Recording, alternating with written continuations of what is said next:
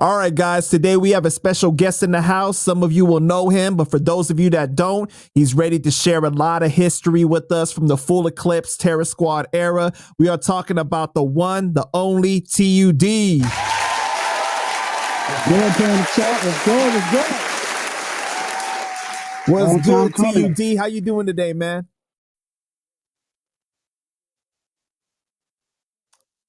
That's a fact, man. Well, I'm just so grateful to have you on the show today, man. So you're familiar with the platform, you know.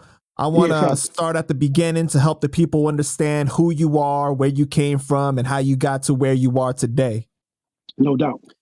So you're from the Bronx, right? Where in the Bronx are you from? I'm from the South Bronx, born and raised.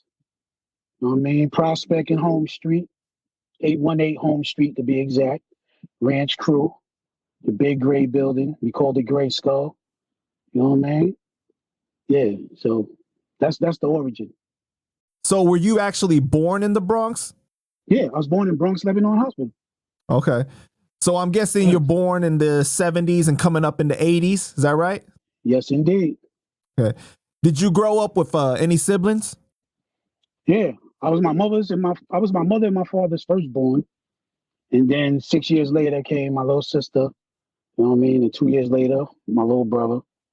You know what I mean? Damn. So they took a good amount of break between you and the second child then. Yeah, my pops was well actually it's like 2 breaks. I ain't see my pops till I was like 6. I mean, he was up north, then. You know what I mean? And then when I met him, came home, him and my mom's, I guess they decided to, you know, break away type shit, like, you know what I mean? And he came to visit. I looked at him like a stranger. I still remember the day and everything. He's in some street shit. My mom's wouldn't let him take me, so he walked me across the street and shit. My mom's watched from the porch, make sure he ain't grab me up and all that. But yeah, you know what I mean? And then my sister came 6 years later. Mm-hmm. So you said that your dad was locked up until you were 6, right? So during that time, you guys never went to go visit him or anything? I've never visited my pops when he was locked up. My mom's is not there's nothing street about my mom's. She's a Christian woman, God fearing, you know what I mean? My pops was a little more hoodish, you know what I mean? But you know they say the good girls like the bad guys type shit, you know what I mean? So yeah, you know what I mean? He actually was sentenced the year I was born. You know wow. What I mean? Yeah. So what was that like for you before you actually met him when you were 6 years old? Like, were you asking your mom, like, you know, where's my dad? Or like, you know, what was the... Yeah, you get that. You know, when you're in class and pre-K, well, it wasn't that much. Pre-K, first grade. So you see other kids with their pops. You know what I mean? But I had my Uncle Will. Shout out to my Uncle Will. You know what I mean? He was like my pops growing up. You know what I mean? Like his structure was like a father figure to me. So Uncle Will held it down. That's my mom's brother. You know what I mean? Yeah, shout out to him, man. So your sister comes when you're 6. Is that with your father or is that with someone else? No, that's with her new husband, her current husband. Got you. Okay. So then that's going on. You said that you had another brother after that too? Right. 2 years later, my little brother come. Shout out to Hat. And then after that, did you have any other siblings? After that, my pops had a daughter. When he came home, you know what I mean? I moved with him for, you know, I used to go on the weekends with him. You know, my mom's actually give the nigga a chance type shit. And let him, you know what I mean? Had me for the weekend, you know what I mean? So like Friday, he'll get me after school and he'll bring me back Sunday. So a couple of years later after that, you know what I mean? I think my sister was 85, 84, I think. You know what I mean? He had my sister and shit. You know what I mean? What was that relationship like between you and your pops? Did you feel like it was really close, or did you always feel like you were closer to your mom? Nah, my pops was the shit. You know what I mean? No, like I said, my mom's was, you know, we lived with my grandmoms, so it was like a God fearing house. It was like, you know, certain shit you don't do, certain shit, you know, if it's bad, you pray on it type shit. But when I went to my pop's house on the weekend, I was a little more advanced when I came back to the hood to the ranch. You know what I mean? My pop showed me everything. Showed me how to fire a gun. You know what I mean? I seen bitches. I seen niggas do the Tony Montana, the pile on the fucking table, the weed, the Valentine ale, and the old English. You know what I mean? Like if my moms would have knew what the fuck was going on in that crib, I probably would have never. I probably would have never seen my pops. You know what I'm saying? Like this shit was like two different worlds type shit. So you're growing up in a ranch with your mom, right? Where's your Yeah. your dad living? My pops is on 166 in Finley. It's not too far. It's probably like if you walked, you probably could make it there in 20 minutes. You know what I mean? It's not a real distance and shit. But I knew when I left from my grandmother's house, like when she be like, "Oh, your father's coming." I'm like, no, I can get there. Like she's like, "You sure you know how to go?" I'm like, "Yeah, I know how to go." You know what I mean? It's a straight walk. You walk up Home Street to get Boston Road. You go all the way down past Franklin, Fulton, Washington, Webster. And you got Clay, Teller, Finley. You know what I'm saying? And then boom, I'm on 168 from home. He on 166 Finley. It's a straight fucking route. You know what I mean? And then he didn't have to, stop whatever the fuck he was doing, his madness, to come get me. I mean, I had a key. I go up in there. You know what I mean? I see leftover shit, baggies, residues, hammers. You know what I mean? All type of shit, panties, all type of shit. You know what I mean? But it was exciting to me because it was something different than being, closed in where I was at, like sheltered almost.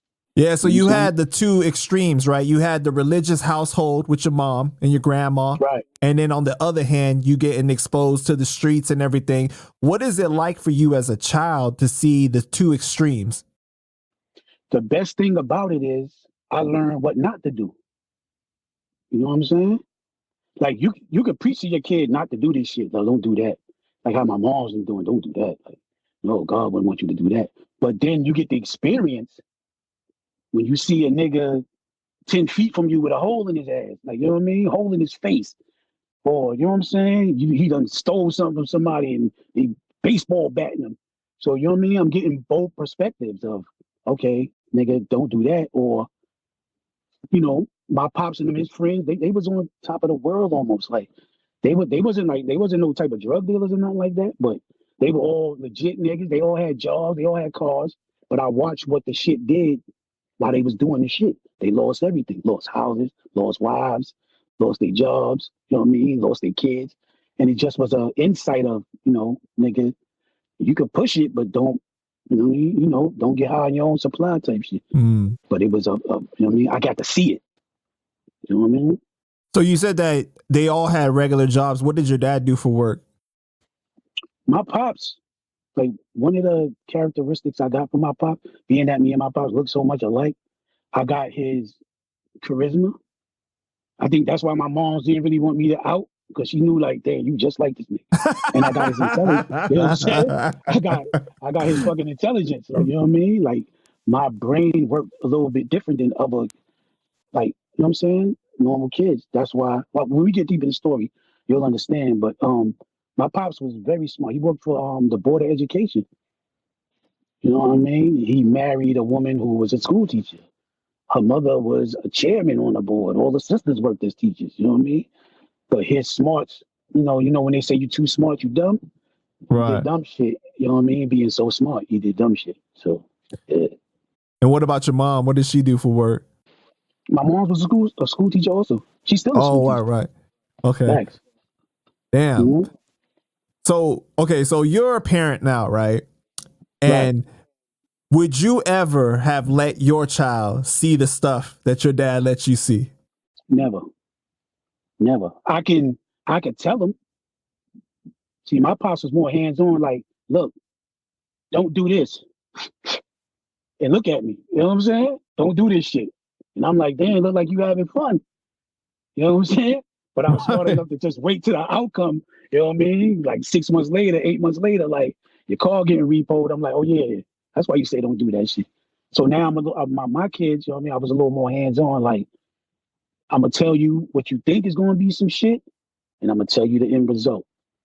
Now everybody leaves their own path. You can do what you want in your life, but I can't force you to stay in the house. Or, you know what I mean? But just take this knowledge or observe before you do some shit. You know what I mean? Make better, like make great choices. That's what kept me, you know what I mean, where I'm at now, like without a felony ever. And I've been in some shit. Like I've been in some shit, but I use my brain before I use my emotion. You know what I'm saying? And Right. it always guided me the right way. But still, with all of that, you still viewed your dad as a good father. Yeah, nah, because we did father and son shit. He took me to Yankee games. You know what I mean? He had a softball team. He let me be the fucking coach. You know what I'm saying? We did football shit. Yeah, like he was a good father. Like he was basically teaching me how to survive if I ever decided to want to be out here. Got And you. my mom's was more like, don't go out there and you can survive. So you know what I mean? He knew what it was. He knew my mom's wasn't for the shit. But just in case you decide to venture out, I'm gonna need you to know this. You know what I mean? And like I said, we did father and son shit. We went to museums, artwork, shit. Like, you know what I mean? Baseball games, basketball, Knicks. He's still a Knicks fan. I don't know why, but yeah. You know what I mean? Yeah, we did all that type of shit. So, as a kid, like, how would you describe yourself though? Like, were you like really into sports or music early on? Um, I was into sport. Baseball was my shit. I loved it. He loved baseball, so I love baseball. You know what I Mhm. mean? He was a diehard Yankee fan with the fucking posters on the wall and the go to bat day, hat day, glove day type shit. So it made me love like the baseball shit. You know what I mean? Like way back, like Willie Randolph and Dave Winfield and Oscar Gamble and Lou Piniella and all them motherfuckers type shit. Like, you know what I mean? So that's what I grew up interested in as far as sport wise. So, you know, in my neighborhood, that's what we did. When it was time to play baseball, best believe I was there. You know what I mean? And with your mom being a teacher, were you really into school, or you were just kind of like, Yeah, like I said, I had my mom's patience and my dad's intelligence. So it was easy for me almost. It was sometimes it was almost boring.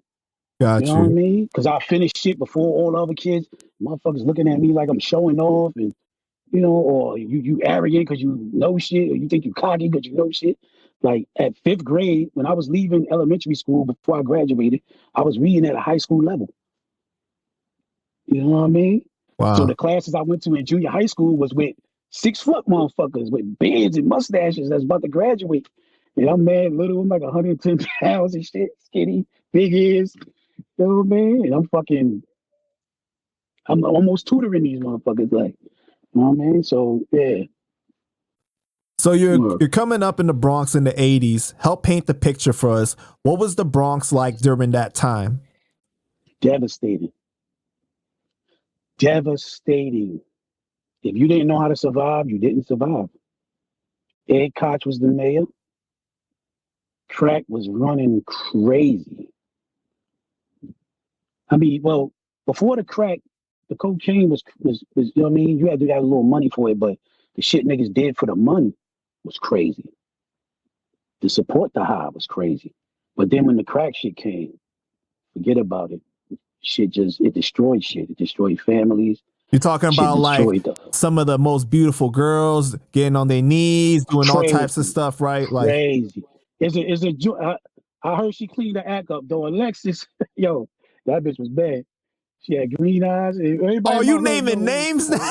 Come Yeah, that's a on, fact. man. That's a fact. I'm a name. I'm a name of like, no, she bad though. I heard she driving buses and all that shit though. But you know what I mean? Shout out to Her Alexis though. driving buses. Yeah, she a bus driver now and all that. But yeah, that bitch was crazy, yo. You know what I mean? I don't care how much crack I gave her. She never let me hit though.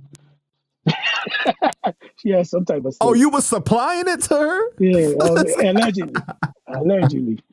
You know what I mean? Yeah, but Allegedly. shout out to Okay. you, Alexis. I heard you driving buses. You know what I mean? Drive that cake around, girl.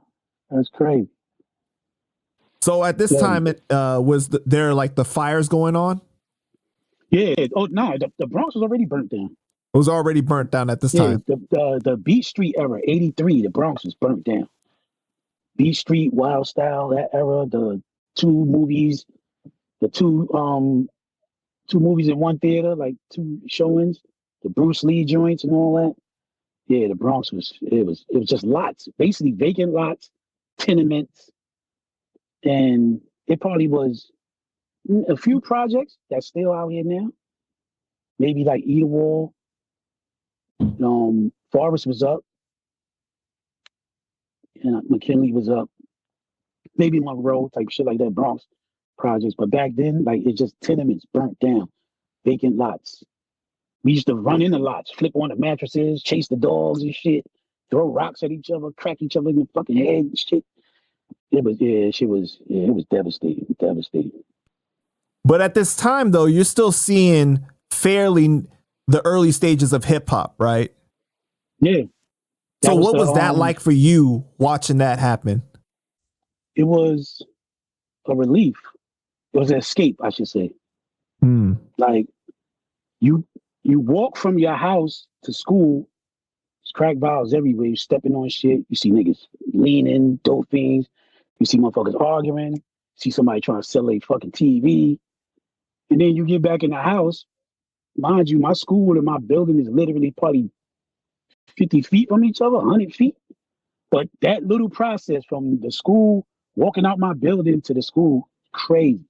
You see everything. Crackheads in the hallway. You see everything crazy. You know what I mean? So with that being said, that's why you heard like in the songs, right? Broken glass everywhere. Everywhere. Yeah. Everywhere. Broken glass. When I say everywhere, I don't know. I don't know the reason for it. When they finished it, they was mad it was gone. They broke the fucking bottles. Like they was just fucking, I don't know, glass everywhere, crack vials everywhere. Fucking. But you're seeing this at such a young age, it's become normalized to you because you know nothing else, right? So how do you think that affected you during that time? Like I said, I see my pops show me what the fuck it is. I seen the effects firsthand. Literally, I seen the effects. You know what I mean? So I know what it do. So when I came to the ranch, it was normal to me. You know what I mean? Seeing fucking somebody in the hallway, you know what I mean? Dirty sweatpants on, dirty ass hoodie, sleeping. That shit was no, I'm stepping over this motherfucker. Like it is what it is type shit. Like, you know what I mean? I just know that ain't gonna be me type shit. Right.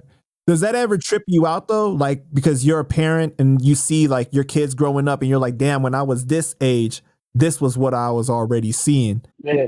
I'm glad I didn't have to show them it. I'm glad I instilled it into them to where they can navigate through the bullshit. You know what I'm saying? Right. You got a firsthand lesson from, and believe me, when I speak with authority. So you know I ain't bullshitting. You know what I'm saying? And they knew. They could look in my eyes like, oh yeah, this nigga telling the truth. Or it'll be a prime example, like, didn't I tell you? Now look, it's more like an eye opener for them type shit. You know what I mean? My mom was trying to veer me from it so I couldn't see it. Like, don't go there. Like, don't be out there. This is what happens. And that just make a motherfucker curious. Like, really? That's what be happening? Let me see. But on the other hand, with my pops, I got to see firsthand. So, I mean, I knew. So do you think that approach of trying to shelter was actually putting you at a disadvantage? Like it didn't work at all? No, not really. I don't think I believe that if I didn't have my pops, I probably would have went reaching for it. You know what I'm saying? Like seeking, you test the waters when you're curious about shit. That's any kid. You know what I mean? Like, what the fuck you know? Right, when they tell you don't touch the stove because it's hot, you end up with a blister on your finger. Like, you know what I'm saying? Because right. You're like, wait a minute, like you saying it, but where's the proof? Like, I need to know. You know what I mean? Type shit. So I think without my pops, I probably would have made a few more mistakes than I actually did. Not seeing it and shit. So at what age are you getting into the street life? Street life, I'm gonna say this. I did a lot of shit. Like 13. I think the year before I went to high school, when I graduated junior high school, it was cool. I was clean cut. I wasn't in the shit. That summer, all the kids was going to summer youth, like the summer youth program. But I couldn't join because my birthday is in September. You know what I mean? So all the kids that made 14 between January and June, they going out to get shit. Fucking the Barclays and the cross trainers and all that shit. I couldn't get no working papers because my birthday ain't until fucking September. So I'm like, you know what I mean? Like, what the fuck? Like, what I'm gonna do? Type shit. And then boom. You know what I mean? My man introduced me to some shit that, you know what I mean? I looked at that nigga feet and I was like, oh shit, like your mom's got you doing them shit? He like, I got me them shits. And I was like, well, what you be doing? I thought this nigga worked at Dr. J. He said, I do work at Dr. J's, but this is what I do when I'm not at Dr. J. You know what I mean? Shout out my nigga. He know who he is. I don't want to. I'm a salute him, man. Shout out to my nigga Jughead. Shout out to my nigga. That's my guy. So when you're saying that you got introduced, like, are you selling work at this time, or are you like sticking people up? Nah. I never stole. I wasn't a thief. You know what I mean? I'll go out and get it before I steal it. You know what I mean? Mm-hmm. So he had to connect with somebody, and they was giving us, and we was eating off what we was doing for them. You know what I mean? Type shit. And what was that experience like for you doing that? I know you got like the stuff that you wanted, but what was that like for you? It was exhilarating and nerve-wracking at the same time. Like, the risk of it is exhilarating. Like, I'm getting away with it. Like, look what I got. Like, in the hallway, you counting it, and it look like, you know, even though 2/4 of, you know, half of the shit go to the nigga you working for, 1/4 go to my nigga, and then I get 1/4. You know, but seeing it accumulate is like, the thrill of it is crazy. But the fucking running over and jumping over the fences and sliding into bushes and trees and all that's just nerve wracking. You know what I mean? It was almost like, damn, I don't want to do it, but you know what I like mean? when the cops is on you, or like, yeah, that's a okay, fact. got you. That's a fact. And then back then it was like, it was housing cops and the regular cops. So it was cops that patrolled the actual housing tenant, like the buildings. So you thinking you're gonna be like just looking out for the blue and white. These motherfuckers is already on the roof looking down, you know what I mean? Crazy type shit. So yeah. So any experiences where like people trying to stick you up for your shit? Nah, I mean, you know, you first get in the game, you know what I mean? You get beat a couple of times, fake $10 bills, fake $5 bills. Oh, yo, my man want one over here. Oh, give it to me. I'm going to building. You go, he never come back with shit like, you know what I mean? Or a nigga see your stash, take it. That shit happened a couple of times, but that's part of the game. You can't really be mad at that type shit. You know what I mean? I mean, at the time, I was infuriated. Like, I'm killing this nigga, but you can't be mad. It's like part of the game. Like, that's the L's you got to deal with, or you got to maneuver a little better or be a little smarter. I mean, not to fall for it. In the beginning, though, everybody fall for that shit. You know what I mean? Right, you got to charge it to the game. Yeah, you know what I mean? So, especially, I'm in my hood, so the people I see them every day. Like, cracking this nigga head open is not good for me. Like, that just bring the police here, you know what I mean? Or, you know, nigga pointing at me or some shit. Yeah. So, it was like. So when you reflect back on that, right? Like, what are your feelings that you were doing that kind of stuff? It's just survival. I mean, I wasn't one of the kids. Like, it's some niggas that's on my block that they had it fucked up. Like, they didn't have a moms or a pops. You know what I'm saying? Like, they needed to do that shit. I didn't necessarily need to do it. It was more like, I need what I want. I need what I need now. You know what I mean? I need the fucking Air Force. You know what I mean? I need them shits now. I can't wait till school start. First day of school for my mom to go. You know what I mean? She got my sister. She got my brother. I might get a pair of pro kids. I might get a pair of pro players. Fucking pair. You know what I mean? I need those shit. So that's what I did. You know what I mean? Just for that. It wasn't like a necessity. It was more like testing the water, see how far I could get, and boom. That's my stupid ass out there risking it all. You know Did you have any homies who like parents were hooked on it? Yeah, thanks. What was that like to see that? It's I don't, at that time it was more like, can I sell that? Like, would it be fucked up if I did it?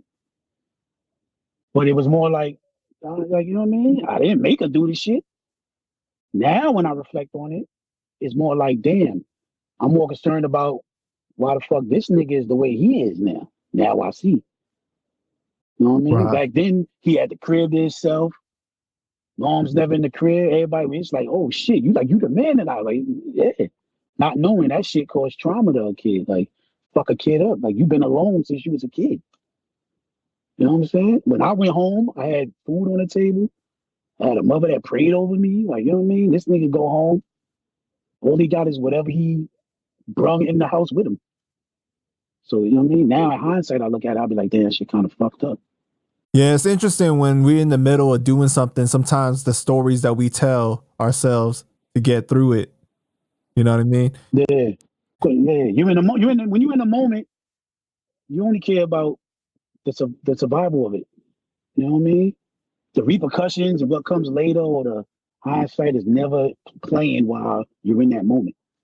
I mean, it'll take something, sit your ass in the cell, and like 13 years later, you're like, damn, well, I blew that nigga head off. Or, you know what I mean? Like, that's when you get the reflection. But while you're in the moment, you don't think about that shit. You know what I mean? What was your parents thinking about? Did they find out real quick that you were in the streets doing this? Nah, my grandma found out. My moms ain't really know. My grandma's found out though. Wait, but they didn't ask you like where you getting these nice shoes from, or like where no, you getting because this? I would tell my moms, my pops got me the shit. You know what I mean? Because my Oh, pops was good gotcha. with the fucking, yo, here, go get your own shit. Like, I ain't shopping for you type shit. So every time I come in with something new, she'd be like, yo, where you get that? I'm like, oh, my pops got me that. Like, you know what I mean? He gave me that. Or, you know what I mean? He gave me the money for it. It was cool. You know what I mean? But I slipped up one day because my grandma was known for making fucking iced tea in her crib. Like fucking big pots of iced tea, like 30 tea bags, big ass pot. So she used to always send me to the store, call me out the fucking window. Can you go get me a lemon? Go get me some lemons. And one day, I used to have my little shit in a fucking brown paper bag. You know what I mean? I got the shit in my, like, I don't know if it's my hoodie, like my coat jacket. And she sent me to the store. She said, give me some lemons. So, you know, you go in the store, all the lemons is in a little box. You put them in a brown paper bag. And I scrambled it up there. I'm running so busy rushing. I go in the fucking house and she's like, where the lemons? I'm like, here. I pulls out the wrong paper bag. Oh, Shit on my grandma's fucking dinner table. The shit, she opened the shit up, man, jacks fall out the shit. She like, like, what the hell is this? Yo, I almost had a fucking heart attack. I lied. I said, oh no, that's somebody else. They told me to hold it. Then that became a thing. Oh, you a follower? You holding stuff for people? Don't you know you can do? You know what I mean? I had to clean it up, but yeah, she was what once she seen that shit, she knew it. She like, yeah, I know what you're doing. Like, you know what I mean? I'm gonna pray for you because you fucking up type shit. You know? did she end up telling your mom? I believe she did. My mom's never brought it to my attention, but I was so careful after that. It looked like I joined the choir type shit. You know what I mean? I was so careful after that. That shit shook me like to my core almost like, you know what I mean? She about to throw this shit away. I'm like, no, like that's somebody else. You can't do that type shit. My uncle vouched for me. He was like, no, give it to me and I'll give it to the person. So she gave it to my uncle. And then me and him, you know, we had the pep talk and shit. You know what I'm saying? Shout out Uncle Will. You know? That held me down right there. So at what point did you find out that you had a love for rapping and that's what you wanted to do? Everybody's favorite was the Sugar Hill joint. You know what I mean? Rapper's Delight, the Run DMC Rock Box and all that. I was fans of that shit. That shit was good. You know what I mean? But Just Ice Latoya. You know what I mean? Latoya. And fucking DMX was on the beatbox. And Just Ice was rapping that shit. I was like, yo. My uncle used to play that shit so much. You know what I mean? I was like, and it sounded like it didn't sound like rock box and sugar like over a record. It sound live. Sound like he was somewhere performing the shit. It was more raw. Right. You know what I mean? You could hear the echo on a mic, you know what I mean? And I was like, what the fuck? Like, but it was so clear, like so clear. And I'm like, yo, nah. How old are you at the time? At that time, Just Ice Latoya was 80, was that 85, 86? I might be 11, 12. Okay. So then like you start writing rhymes like right after that or? No, I was dabbling in it. You know, me and my Uncle Brad, shout out to Uncle Brad the drinker. We thought we was on Run DMC type shit. You know what I mean? He always wanted to be Run. You know what I'm saying? And I was DMC. And we just was making like little routines and shit. But Brad was a skilled at it. So I kept on. I kept dabbling at it, fucking with it for a little bit. But I lived on the first floor of the ranch, right? So I seen everything. Like from my yard had like a little porch in front of my building. You walk into the ranch, you see my fucking building, my apartment. I had a little porch. So I used to see the niggas rhyming in front of the building, front of the store. And then when it got cold, they used to come into the lobby. I could hear them. All fucking night. I could hear them beating on the fucking wall and rhyming. So at night, school nights, it's like, yo, go to bed, 10 o'clock, 9 o'clock, after the Cosby Show type shit. Go to bed. I would fall asleep to these niggas rhyming. You know what I mean? Shout out Booster B. You know what I mean? P-Ski. I fell asleep to them every fucking night, beating on the fucking wall. And to the point where when they wasn't there, I couldn't go to sleep. You know what I mean? Yeah, you got used to that sound. Facts. I couldn't fucking go to sleep. I used to be looking out the fucking window like, when the fuck y'all gonna come in the building? Like, hurry up, nigga. Trying to get them, feel me? I got school in the morning, every fuck up type shit.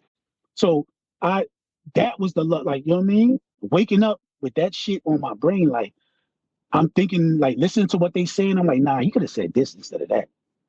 I know they freestyling, but I'm like, nah, he could have said so that. you critiquing the rhymes now. Right, because remember, I know a lot of shit. I know a lot of words. So I'm like, why he didn't say that word instead of that word? So I started writing it down. You know what I mean? I started writing down what he should have said. It went from that. Now, Booster B is my man, Marky 3. Shout out Marky 3. That's his big brother. They lived upstairs on the 8th floor. I used to go up to his house, and his brother, P-Ski, which is his partner, they used to be in the little exit, smoking their little L's, drinking their 40s and shit, rhyming. So after school, now mind you, me and Marky 3 ain't even in the same grade, but I'll walk this nigga home, you know what I mean, to his door on the 8th floor, just so I could hear them, you know what I mean, do they shit. And they used to be like, yo, little nigga, fucking get your ass out. I'm like, nah, like, you should have said this. Oh, you smart ass, get out of here. You know what I mean? But it was me just observing and taking it all in type shit. You know what I mean? So it was that I started writing my own shit. And then I would go to Marky 3 like, yo, how this sound? He'd be like, yo, like, you wrote that? And I'm like, yeah. He started writing shit. Now we become a group. You know what I mean? Spectacular 2. That was us, 85. You know what I mean? With fucking like Run DMC with the back and forth routines type shit. You know what I mean? Wow. So are you going to school and you rapping at school on the lunch tables and doing ciphers at the time? Nah, that's everybody's story. Lunch tables, ciphers, and all that shit. Story. Yeah, I ain't do none of that shit. I wasn't my social. Remember, I'm little nigga, but I'm ahead, intelligent wise. But as far as socially, you know what I mean? I'm not that nigga like bragging and boasting in front of them. I kept everything internal. I kept everything to myself. You know what I mean? I shared it with Marky 3 and maybe another friend of mine, but I kept it internal. Nobody I swear, and no lie. To this day, there's motherfuckers that don't know I rhyme. That I knew my whole life. Wow. That be like, yo, I seen you in the fucking video, nigga. Like, what the fuck? I ain't know you. I was never that nigga. I'm not that nigga. Like, that's why, you know what I mean? We doing this interview just to clear up certain shit because a motherfucker won't even know. Like, you know what I mean? Wait. So were you like that just when it came to rapping, or just in general you were more introverted? Just general. Because motherfucker, if nigga that know me, he don't know me. You know what I mean? A nigga be like, oh, I seen this nigga, but what the fuck this nigga do? Like, he hold a gun, this nigga got the code, this nigga do the rhymes, he security. Like, they don't know shit, because I'm more like, yeah, what's up? Like, and everybody else around me be talking shit, doing, you know what I mean? I'm just here just in case, you know what I mean? To talk niggas out of some stupid shit. You know what I mean? Type shit. So yeah, I wasn't that nigga at the lunch table at all. It was a couple niggas. When we got to junior high, I think we like did a talent show. Like me and my man Bula B, shout out to Bula B. We did a talent show, like what they called that shit back in the day, putting on the hits or some shit like that. And we did it, you know what I mean? He beatbox, I rapped, or I rapped, he beatbox, one or the other. You know what I mean? And that got a little notoriety as far as in school. So it was like, oh shit, like, where you can do that shit? Like, that's crazy. Like, but I was more like, nah, yeah, okay, I did it. It's over. Type shit. Got you. So when do you meet Triple Seis? Triple Seis is from my building. Triple Seis is from the ranch. You know what I mean? I met Seis. I'm gonna say this is wait. I met Seis in the 80s. It had to be like 80, like 85, 86. Seis was he was always into music. Seis lived on the third floor. So when you come out to the back of the ranch, the music that's playing out the fucking window is from Seis crib. Ruby D, his brother Danny, they played music. Even if it was fucking the shit they listened to, salsa shit, whatever the fuck, but they played hip hop. And they used to throw little like not I wouldn't say a block party, but like in the backyard of the ranch. The ranch had a center in the back of it. They used to bring the speakers out and they'll bring food down and shit. And they would play music. And I remember his brother bringing out Eric B and Rakim, Eric B for president. So that's 86, right? I remember him playing because he played the shit like 50 times. Like whatever they was listening to when it came to hip hop, that was the shit. I think it was Lottie Dottie and that shit. You know what I mean? Was the two rap songs that they kept playing. But the beat was so crazy. The fucking every beat shit was so crazy. Like, so he had the turntables and shit. So I knew I met Seis then, I believe. Like the first time I actually interacted with him. Like just seeing him, from walking through the hood and shit.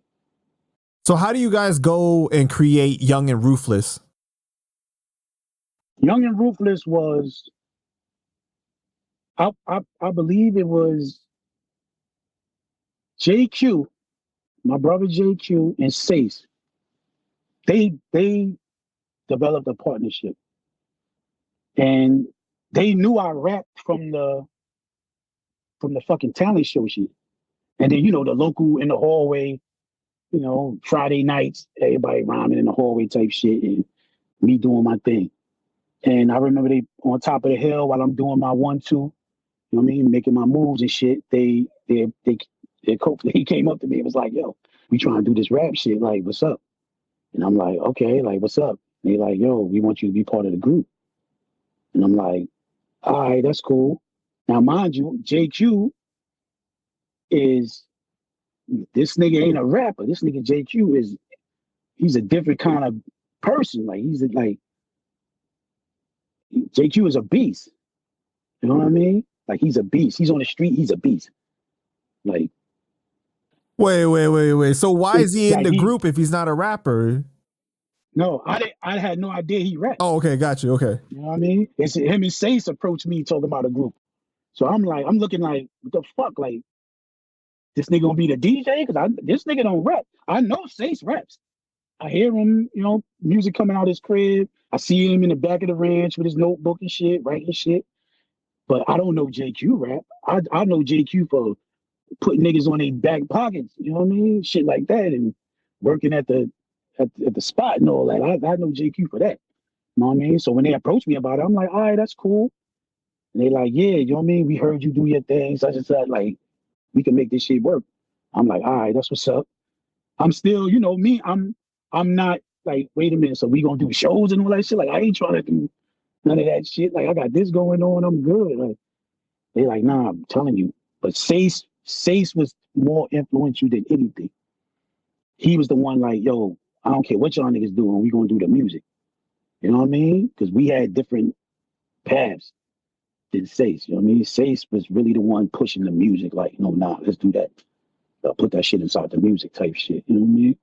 So I that's how it navigated to be us. And then the first couple of songs that we wrote together, it came out crazy. Like it just meshed so good. Like, you know what I mean? It was like, oh shit, like that's just something else. How'd you guys come up with the name? Young and Ruthless, I'm not even sure who the fuck made the name of the beat. I mean, I think everybody will say they did it. You know what I mean? But I'm not going to take the credit for it because I'm not really sure. I know we was dabbling with names at one point. You know what I mean? And if I'm gonna say, if I'm gonna go 75% sure, I would probably say Safe. You know what I mean? Because he was more adamant about this shit than we were. So I definitely probably would say him.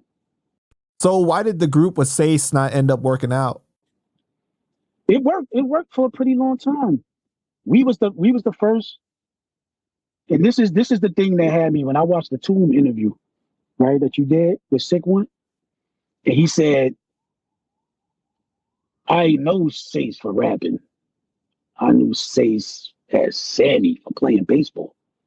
That's false. How is that possible when Young and Ruthless was the first MCs from the range? Man, roll the clip. I remember when Pun introduced me to Cuban, he was like, "Yo, this is my man. This is my man. This is Lyrical Assassin." That was his rap name back in the days, the Lyrical Assassin. So he was like, "Yeah, it's Lyrical Assassin." He was like, "And that's my man." I'm like, "I know fucking Sammy." You know what I'm saying? Sace. So from that day forward, we was pretty much inseparable, man. We was always together. Pun made that happen. But he wasn't going by Sace at that time. He was going by Joker Jams. Yeah, but I knew him for all that, but I knew him for Sammy, for not no Joker Jam, no Sam. That was just Sam. You know what I'm saying? He used to come to the projects as far as 23 Park and play softball. He used to always play softball. He used to be in softball leagues all the time and shit like that. So, but Sammy's the block always knew Sammy from jump. Sammy's never Terror Squad. He's Terror Squad for let me clear that up now, right now too, since we here. Pun, Cuban, Sace is not Terror Squad. All right, let's get that clear. Pun, Cuban, Sace, not Terror Squad. The Terror Squad from the record label, not from the block. Well, wait. So I think, wasn't that his way of saying that he knew Sace before all the rapping, though? Before Sace was playing baseball. Sace was playing baseball, don't get me wrong. But he said he didn't know Sace for rapping. Before he was Triple Seis, he was Joker Jam. Right. That's me, JQ, Joker Jam. We actually performed Tomb. Shout out to Tomb, shout out to Sickwood, shout out to Rock Room, shout out to Easy LA. You know what I mean? That's T Crew. 169 Union, standing in the corner drinking 40s. That's them niggas. They had a little barbecue one time in front of their little building. You know what I mean? And we rhymed in front of this shit. Me, JQ, and Sace. We was the group from the hood. Like we was the ones known. We the first niggas to make a demo. First niggas to have our picture taken. Wait, but was Tomb there though? Or are you just saying like based off of no? But based off of notoriety that so many people knew you guys for rapping that you're saying that it's hard to imagine Tomb not knowing. No. Tomb lived 168th Union. My baby mother lived 168th Union. When I come out her house, I can see Tomb. I see him standing on the corner. They knew we rhymed. The whole buzz was we had a whole pitch out. We signing shit. It's like we was almost like, you know what I mean? Hood stars. We put the shit in the barbershop, put the shit in the corner store. He knew Sace was a rapper. He didn't know him from baseball. He knew he was a rapper. It's Joker Jam. He didn't know him as Sace, but you knew him as Joker Jam. You had to. This is 1989, 1990. Did you always go by TUD? Always. Because when I asked Tomb, because I was asking Tomb for this interview, right? Because I was trying to do some research, and I asked him, "Do you know TUD?" And he said that he didn't know you by that name, but when I sent him the picture, then he recognized you. Yeah, that's what I said. It was a while ago. It was a while ago. But if he recognized me from the picture, then he knew that was Joker Jam. right? I don't know, man. You know that's Joker Jam. You know that Seis, right? Right, You right. gotta know that Seis. You know what I mean? Because even when they did the Full Eclipse run, and we gonna get into that. We gonna get into that. was, Right, right. Yeah, I mean, it was the Yo, I don't know why man. that shit irked me like that. Because me and Seis have our little differences, but it was like, what? Like, how you don't know that? What? That shit sounded crazy to me. Wait, Seis reacted like that too to that interview clip? Nah, I fucking contact Seis when I seen that shit. Oh, okay. You want to say so? Seis is humble. He's not aggressive. Yeah. Like, you know what I mean? Like, he's not, no, it is what it is. Like, no, nigga. Because if they erase you, nigga, they erase me. Nigga, this is the foundation. Nigga, this is what started it all. Nobody on that block, nobody from that hood, nobody from that section was rhyming before me, JQ, and Seis. TUD, JQ, Joker Jam, Young and Ruthless. Nobody ever had a recording from the studio. Nobody had their picture out. You know what I'm saying? Nobody had did shows. That was us. Now, I am going to say that when I spoke to Cuban said that he used to look up to y'all and like, you know, and what you guys were doing. So that's definitely, you know, Cuban was co-signing that you guys were out there really doing it. I think before a lot of people. So yeah. we opened up the Buckshot Shorty and them niggas. We did Supper Club, Cherry Lounge, Jack the Rapper, DC, Virginia. And we was on it. You know what I'm saying? We was on it. At that time, it was saturated with a lot of shit. You know what I mean? A lot of different styles with the goose nigga shit and then the naughty by nature shit, the gutter shit, and MOP. Like, it was a lot of shit, but we was there for it. Like, and my memory is excellent. You know what I mean? It's not great. It's excellent. So when I hear certain shit that sounds distorted to me, I'll be like, well, what the fuck? Is that on purpose? Like, come on, you can't forget that. You know what I mean? So to say you don't know Seis as a rapper, that sounds ill to me because the first motherfuckers to rap from that section, meaning Union, Tintin, Home Street, Prospect, was us. So how you didn't know him as a rapper? Sounds wild. Why did Seis end up leaving your guys' group to join to create Full Eclipse? All right, Seis was at a point where I don't know if he was fed up with the shit, like he was tired of the shit. You know what I mean?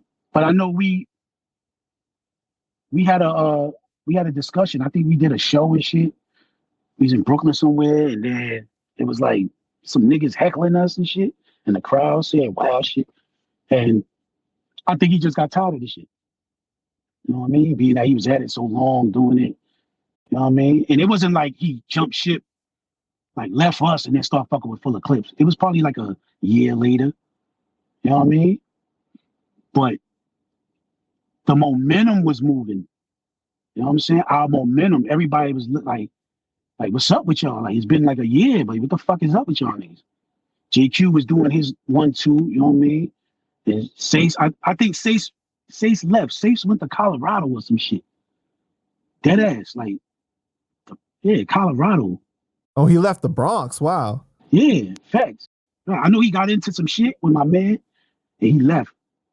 Then he came back probably a year later. I'm gonna say like a year. And by the time then, it was like everything had cooled off and everything, but it was like how do we pick up? You know what I'm saying? Like, by the time then, everybody had their own agenda. Like, you know what I mean?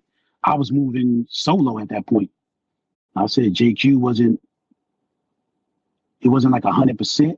And then when me and JQ talked about it, he's like, yo, we could do it. Like, we could do it, me and you type shit. Like, you know what I mean? And we was like, cool. We got with a manager. You know what I mean? Shout out to my man Wayne. You know what I mean? And he bought us an artist that he was dealing with. You know what I mean? Herb McGruff. You know what I'm saying? Mm-hmm. From Harlem. And we formed Bronx Most Blunted. So it's me, JQ, Herb McGruff. Now, I don't know if that's what pushed Seis to be like, well, they got some new nigga, like, fuck that. Let me go get, you know what I mean? Wait, so you guys didn't have any, like, disagreement or any fallout or anything? Nah, it wasn't no shit like that. It wasn't no shit like that. Like we niggas was still cool, you know what I mean? Like everybody was good. Like I said, Sace got into it with a nigga from my hood, you know what I mean? And he left. You know what I mean? He bounced.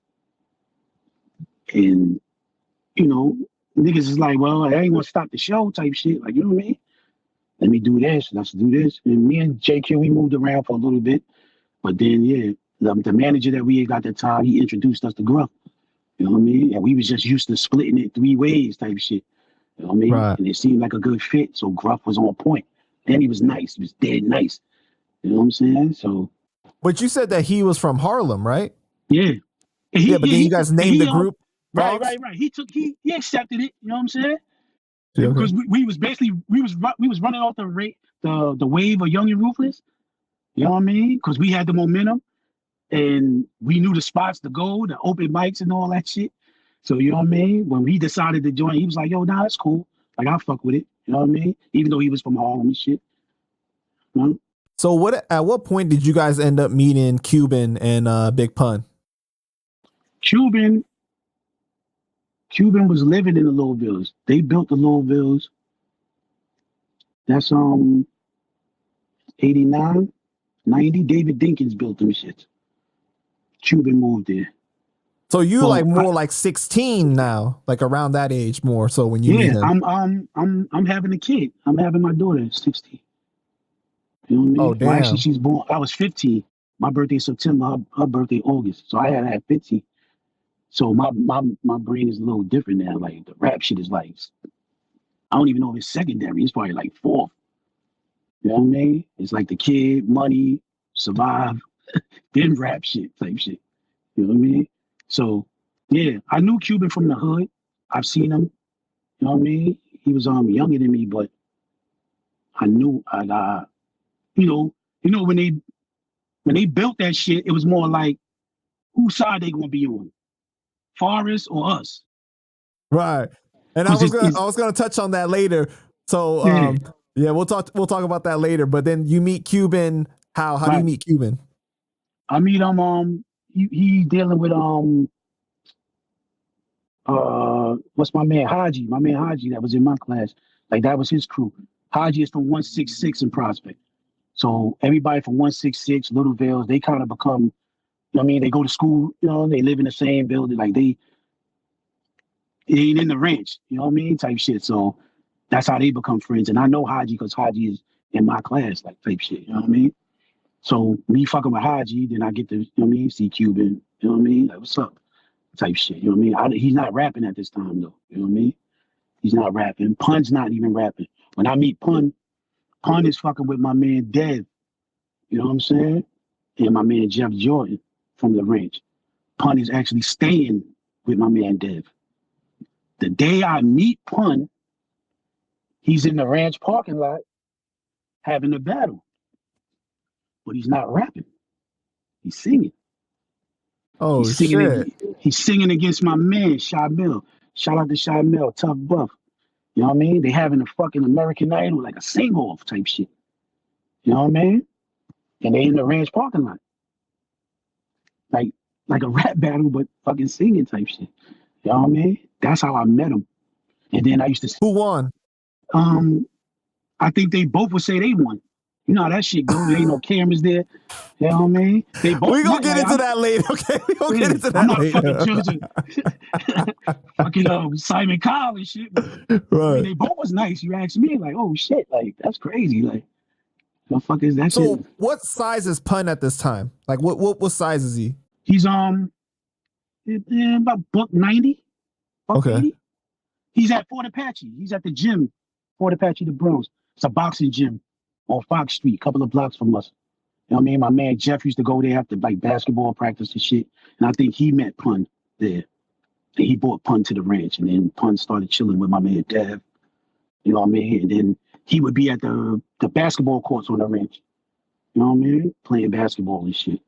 Dunking it and shit. Hell yeah. So at this time, do you know that Cuban knows Sace and Sace knows Pun and they all know each other, or like it was happening at different times? At that time, that was totally different time. They didn't know Pun at that time.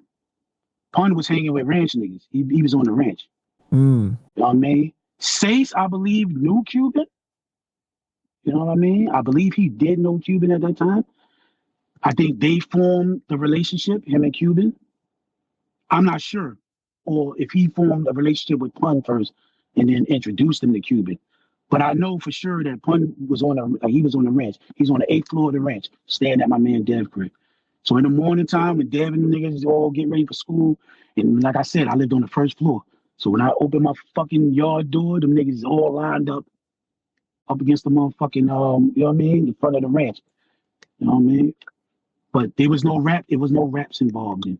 Like, you know what I mean? As far as Full of Clips was concerned, it was the summer of I think 90, 91. I believe 91. That's when Sace came back. Yeah, and we started fucking with Gruff, and then they became Full of Clips.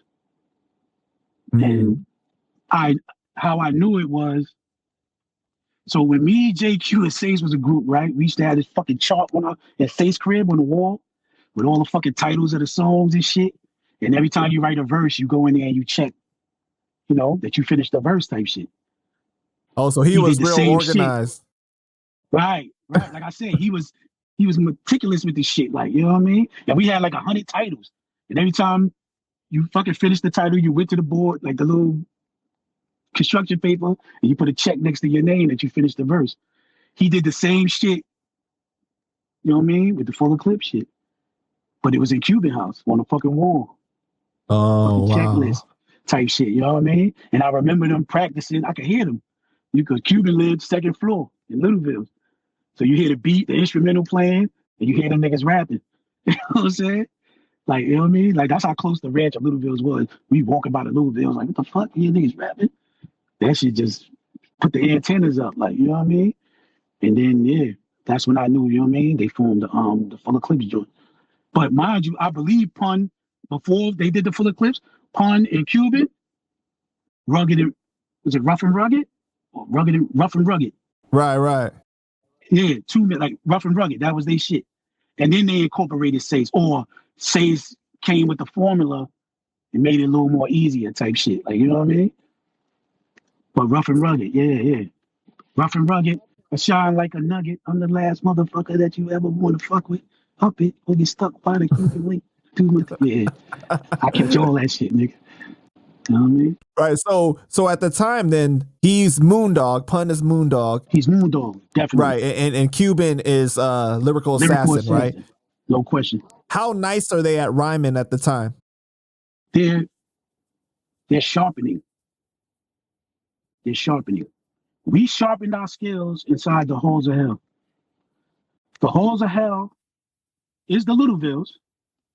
It's diagonally across from where Cuban lived. It's basically the first building when you turn into the Littlevilles.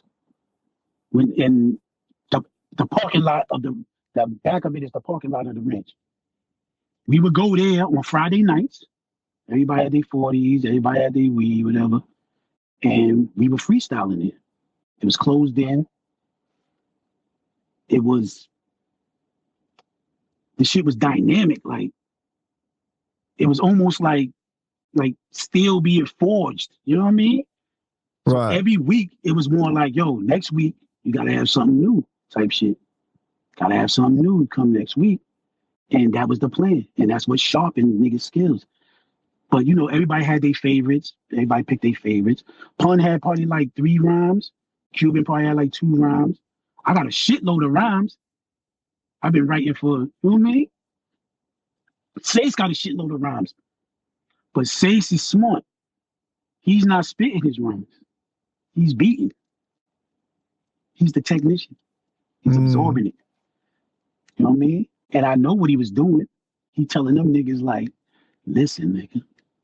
You know what I'm saying? Listen, nigga. Like, listen, like, observe the technique. That's how you watch the swordsman, right? And you learn the moves. And you fucking become a master. You know what I mean?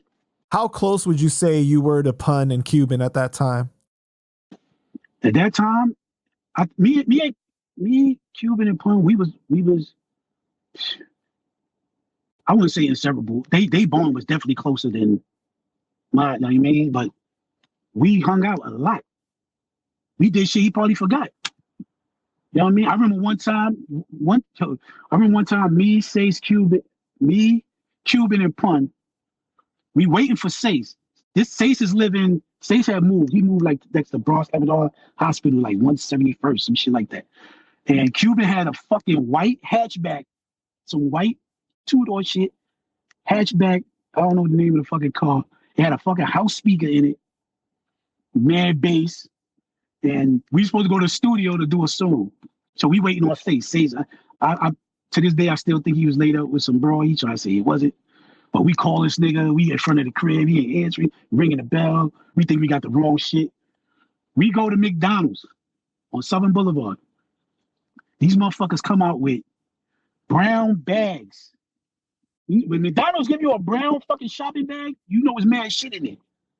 Brown bags with mad cheeseburgers in the shit. We ate some. We leave Sace where Sace was at. We go to Grand Concourse. Now we frisbeeing these shits out the window at niggas. At bus stops. You know what I mean? In niggas' cars. Like, free cheeseburgers for you, like, all day. All fucking day. That shit was like one of the most hilarious things ever. I remember me Pun Cute Word in that fucking hatchback flinging cheeseburgers out the window. To the point we got back. And people eating them? I don't know what they fucking do. It's more surprising than a fucking cheeseburger come through your fucking window. Like, oh shit, like the fuck. And we just found it so funny. Like it was so hilarious. Like everybody, he throwing it from the driver's side, Pun throwing it from the passenger side, I'm throwing the shit from the back. Wait, did they pay for them though? We bought them shits. Oh, okay. These like the dollar cheeseburgers, the fucking yellow wrapper. Like we had so many of them shits was under the seat. The bag done ripped off. But that shit was like what, like 29 cents at the time or something, yeah, probably? Maybe 39 cent, 49 cent cheeseburger. Yeah. That's one of the fondest memories I had was that day. And for some reason, Sace would not pick up his fucking phone. Like I knew that nigga was laid up. He gotta tell me he wasn't, but you was laid up, nigga. You know he was. But that was a memorable moment. Like that's the bond. Like that shit. We laughed about that shit for like a year and a half. Like, yo, threw cheeseburger out the fucking bus stop and then the nigga car, like, at ladies, like, and then got to the block, drunk 40s, got high, got the munchies, and was looking in the back seat for cheeseburgers. You know what I'm saying? Type shit. Yo, you always feeling like we shouldn't have given out those cheeseburgers after that. Damn, we threw none of this shit out the fuck. But yeah, that's one of the fondest memories. I don't even know if niggas remember that shit, but I remember that shit clear as day. And I wasn't even supposed to be outside. I came to the store to get something. My baby mom was killing me at the end of the day. And you going all day, nigga. You say you going outside to go get. I run into these niggas and you know what I mean, type shit. But yeah, we was. Oh, so you guys didn't end up recording the song then? Hell no, Sace never showed up. It was Sace session. It was Sace session. We didn't get the song, but that memory is forever. You know what I'm saying? Right. Yeah. So, but it was that us meeting up at the Halls of Hell on Friday was classic. You know what I mean? Classic shit. Shout out to G.I. Joe, Billy Clubs, White Mike. You know what I mean? Like I said, you know what I mean? If we had a Smack DVD back then, all that shit would have been, you know what I mean? But I got it here, man. It's here. Right. Mm-hmm. Did you know T.U.D at the time? Like, were you guys close to him or nah? Yeah, I knew T.U.D. Like I said, I knew T.U.D. T.U.D. was a tight bully type nigga. You know what I'm saying? He was on his bullshit, and I used to see him. But like I said, he was cool. Like his TS, the street team shit. You know what I mean? JQ used to fuck with them niggas. You know what I mean? I said JQ used to put niggas on their back pockets. Like he used to run with them niggas. You know what I mean? And so he was TS. JQ was TS. Street TS, because JQ lived in Forest. You know what I'm saying? He fucked with the ranch, but he lived in Forest. He lived in right across the street from 23 Park, JQ, the first building. You know what I mean? So him and T.U.D, they had a relationship. Like he know who JQ is. You know what I mean? So he knew who I was. You know what I mean? So you knew T.U.D, but you guys weren't like tight. Nah, yeah, we wasn't tight. Gotcha. Okay. You know what I mean? It was more like, yo, what's up? What's up? You know what I mean? Him, Rock Rome, P Funk. You know what I mean? Easy LA. AKA Coney. You know what I mean? Did you know he was rapping at the time? I didn't know he was rapping. I didn't know he was rapping till Full of Clip. No, actually, I knew he was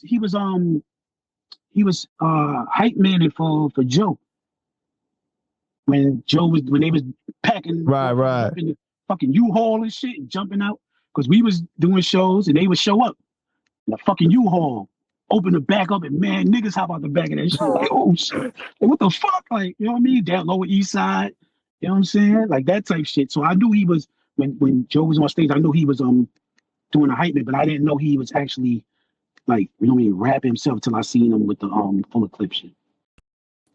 How well did you know Joe back in the day? I didn't know him. I didn't have a personal relationship with him. I knew of him. Okay. You know so I you mean? knew him. You knew of him before Flo Joe. Yeah, definitely. Okay. Definitely. And you said baseball was your thing, and he was into baseball as well, right? Mm-hmm. But we couldn't go over there. We couldn't go. That wasn't. You from the ranch. You don't go to 23. Right. Let's talk about that because there was a beef between Forest Projects and the ranch, right? Facts. Why? Why was there a beef? That stems from way before I got there. You know what I mean? That's the elder shit, and it just trickled down to generation to generation. So you basically at war for something that you really don't know about, but you just know that's the rules, basically. Like niggas teach you the rules. Like, don't go there. And believe me, niggas take a chance because Forrest had some joints. You know what I'm saying? Like, you risk it for some, you know what I'm saying? For some joints, like, yo, nah, I'm about to, you know what I'm saying? And don't get me wrong, there was some niggas that was cool. Rest in peace, Giz. Giz was cool. You know what I mean? He was TS. Right, you know Gizmo, I mean? right? Yeah, facts. Mm-hmm. You know what I mean? Giz was he was official. You know what I mean? It wasn't everybody wasn't on any bullshit, but when it's time to pick sides, you know whose side you gonna pick. Well, because you were saying JQ, right, is from Forest, but he fucked with the ranch. So did they take it any kind of way that he was like that? Nah, because I don't know exactly. Like I said, JQ put in work. You know what I'm saying? So you have to be with JQ to get a pass type shit. You know what I mean? If you just over there wandering, you fucked up, nigga. You have to come back crippled like JQ, like niggas type shit. You know what I mean? So niggas just knew where to be and where not to be type shit. You know what I mean? So at this time, did the Vills pick a side? Lil Vills? I don't think they actually picked a side. I think it was more like their age group was closer to niggas from the ranch.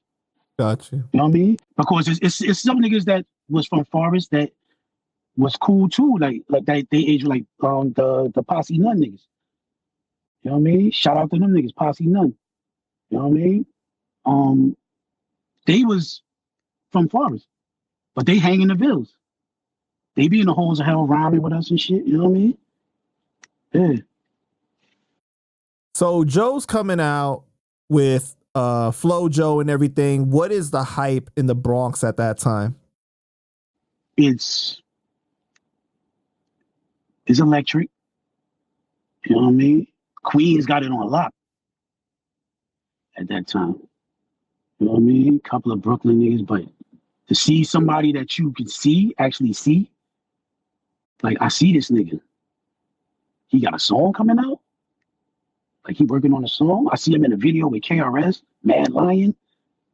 I see this nigga with Brand Nubians. It's like, oh shit, like, word? And then I could walk right out my fucking, you know what I mean? Out my school and see this nigga type shit. So yeah, it's electric. You know what I mean? It's electric. Because at this time, even though he had a record out that was doing really well, it wasn't like he had moved out of the Bronx or like, you know, like that superstar status on that level. It was just like, I'm experiencing some success, right? Facts. And it's noticeable too. He got the Beamer. He got the MPV. You know what I mean? He got the army suits. You know what I mean? The chuckers. Like, you know what I mean? They got the chain, you know what I mean? The gold on and shit. So it's like, what the fuck? Like, what we doing wrong type shit? You know what I'm saying? So it's like inspiration for everybody else. Like, yo, we can get it too. Yeah. Because it's that close. Mm. You know what I'm saying? It's like, if that can happen, then it can happen here. You know what I mean? that type shit. So yeah, even though we ain't you know what I mean? Even though we ain't on the same side, but it's still inspiration because it's that close that you can see it. Still BX shit. Right. Facts. So what is his reputation before he's known as this rapper that is making it? Yeah, the first title of his album, that was his reputation. Represent. Fat Joe the Gangster. Oh, Represent. Fat Joe the Gangster. So he definitely was known in the streets for putting in work. That's a fact. From what I was hearing when I was coming up, that's what it was. Like, you know what I mean? It wasn't like I said, I don't know him personally. I've never had nothing personal with him.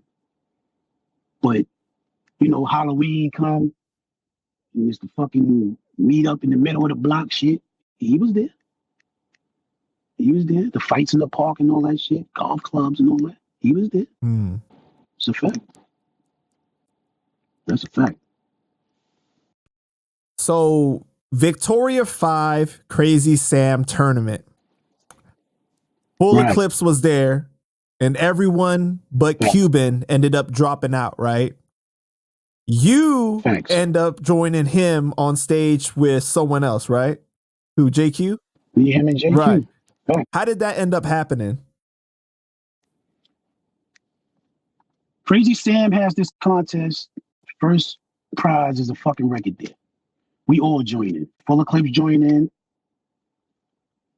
Bronx Most Blunted joins in. Major League, shout out to Major League. That's Head Crack. My man Donnie Midnight, Prospect. He was Misfit at the time. You know what I'm saying? Everybody joins in. Everybody from the hood, like, we watch a video music box, like, yo, this is it. You know what I'm saying? Niggas gonna get that record deal. One of us gonna get it. We do the auditions, everybody man, skate through.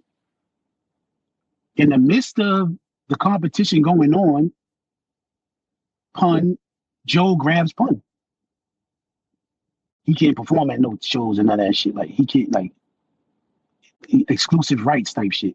You know what I mean? What was the word on the streets when people found out that Pun was signing with Joe or teaming up with Joe? Niggas was ecstatic. This is what, you know what I mean? It's like the talks we used to have in the halls of hell was like, whoever gets signed, we pulled everybody else in type shit. You know what I mean? But is Joe still living in Forest at this time? At this time, because this was like during his second album, right? This was like when he was doing his second album. Yeah. I'm not sure if he's still living there. He was out there though. He was still around. Like he definitely was around. In fact, still see him. So I'm not sure if he was actually still out there.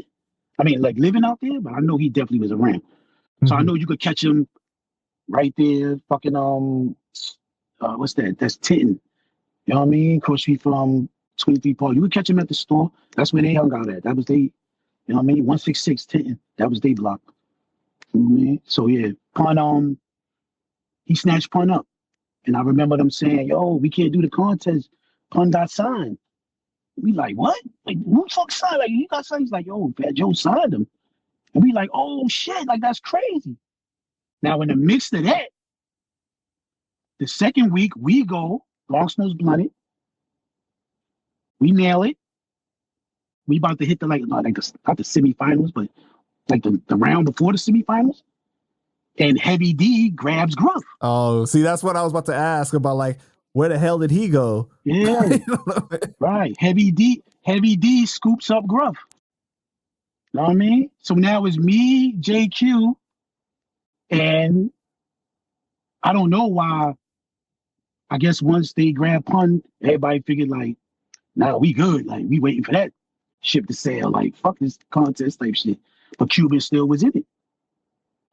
So yeah, Cuban told me that Toom and Seis for some reason didn't want to do it anymore because Pun wasn't involved. But you know when the you know, that's like Junior Mafia going doing this show and Biggie bail out. Right. You know what I mean? Like that's you know what I mean? So it ended up being me, Cuban, and JQ. You know what I mean? Final round.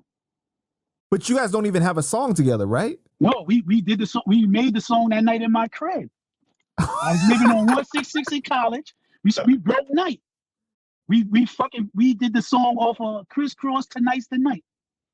The instrumental. What name are you guys going by at the time then? I think we stuck with Bronx Most Money. Oh, okay. You know what I mean? Because we made it. I think we made it a little further because they bailed out. So we was like almost at the finals. You know what I mean? So I think that's what we ran with, Bronx Most Money. Word. So what happens? You guys end up not passing to the next. We lose. We lose to not the Bush, but what's these fucking niggas? They from Brooklyn. Shout out to them niggas. Shit. 1, 2, y'all. Hip hop, y'all never the whack. Bush baby. Hip hop is never the whack, y'all. They had a light skinned Jamaican guy with them. It was two MCs, and then the guy that was doing the hook. I think it was the Bush baby. Yeah, but they was deep. Did they end up winning the whole thing? Shit, probably like a couple of months later, they was on Video Music Box. You know what I mean? With a fucking record, they was on a train and shit. Like that. Shout out to them niggas. You know what I mean? Yeah, what was Pun's reputation before he came on and signed with Joe? Like, what was his reputation in the streets? As far as on the ranch, he was no nonsense. I don't really know his status because he'd say he was like in Soundview and shit.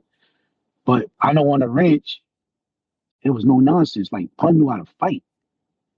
I mean, and even his size, and he was super charismatic, like super intelligent, like manipulative almost. Like he could get you to do some shit.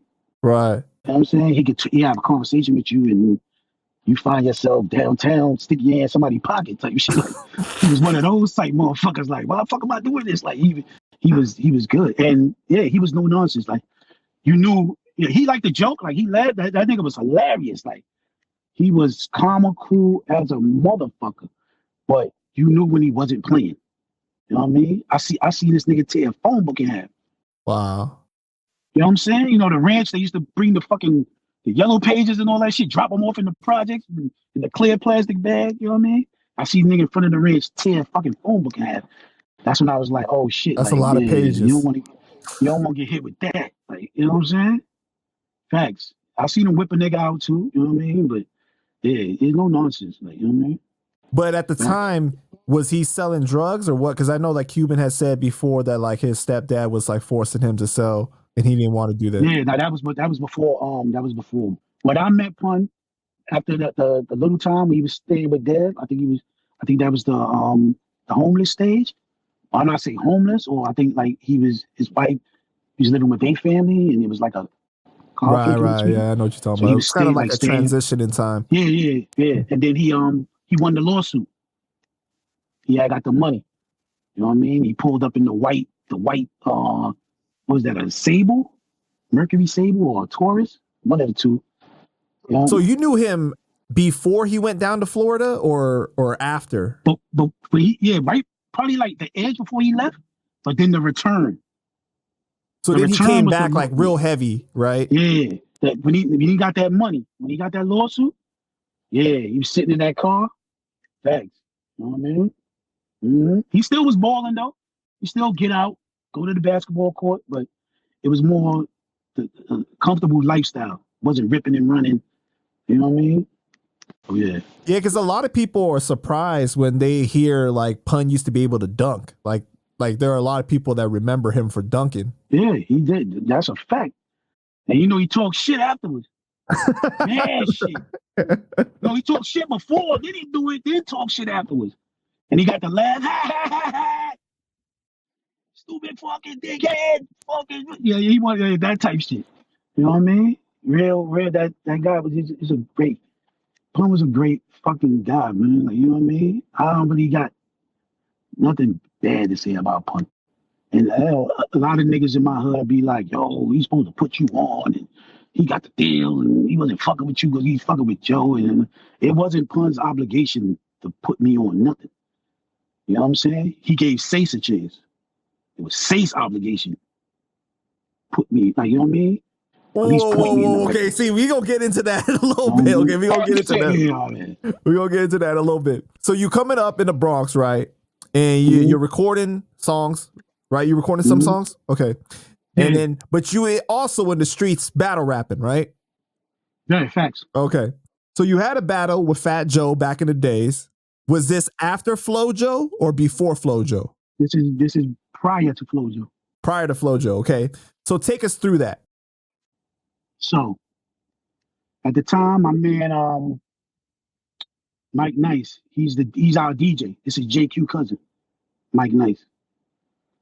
He starts DJing for a club. It's called the Lavender Hut. It's on Annabelle Avenue. It's probably like 3 blocks from us. He like, yo, I'm DJing on Saturday nights. You know what I'm saying? I got I'm like, yo, nigga, like that's crazy. Like, you know, I'm coming in there to tear shit up. He like, yo, no doubt, no problem. It's like, it's out the question. Probably like 2 weeks into him being there, you know what I mean? I gave it a little rock. I'm like, yo, I got all the niggas from the ranch. Like, yo, we going in there tonight. You know what I'm saying? We gonna go in that shit, freestyle. Mike is the DJ. Like, you know what I mean? Niggas we with it. We rolling that shit deep. We get there. He like, yo, it's ladies' night tonight. Can't let nobody on the night. I'm like, nigga, I don't give a fuck.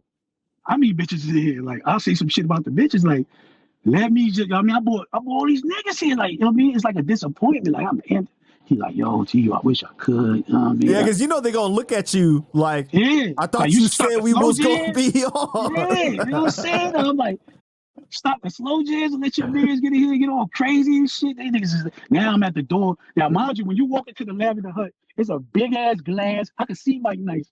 I'm looking at him through the glass. It's a big ass, the DJ booth is all glass.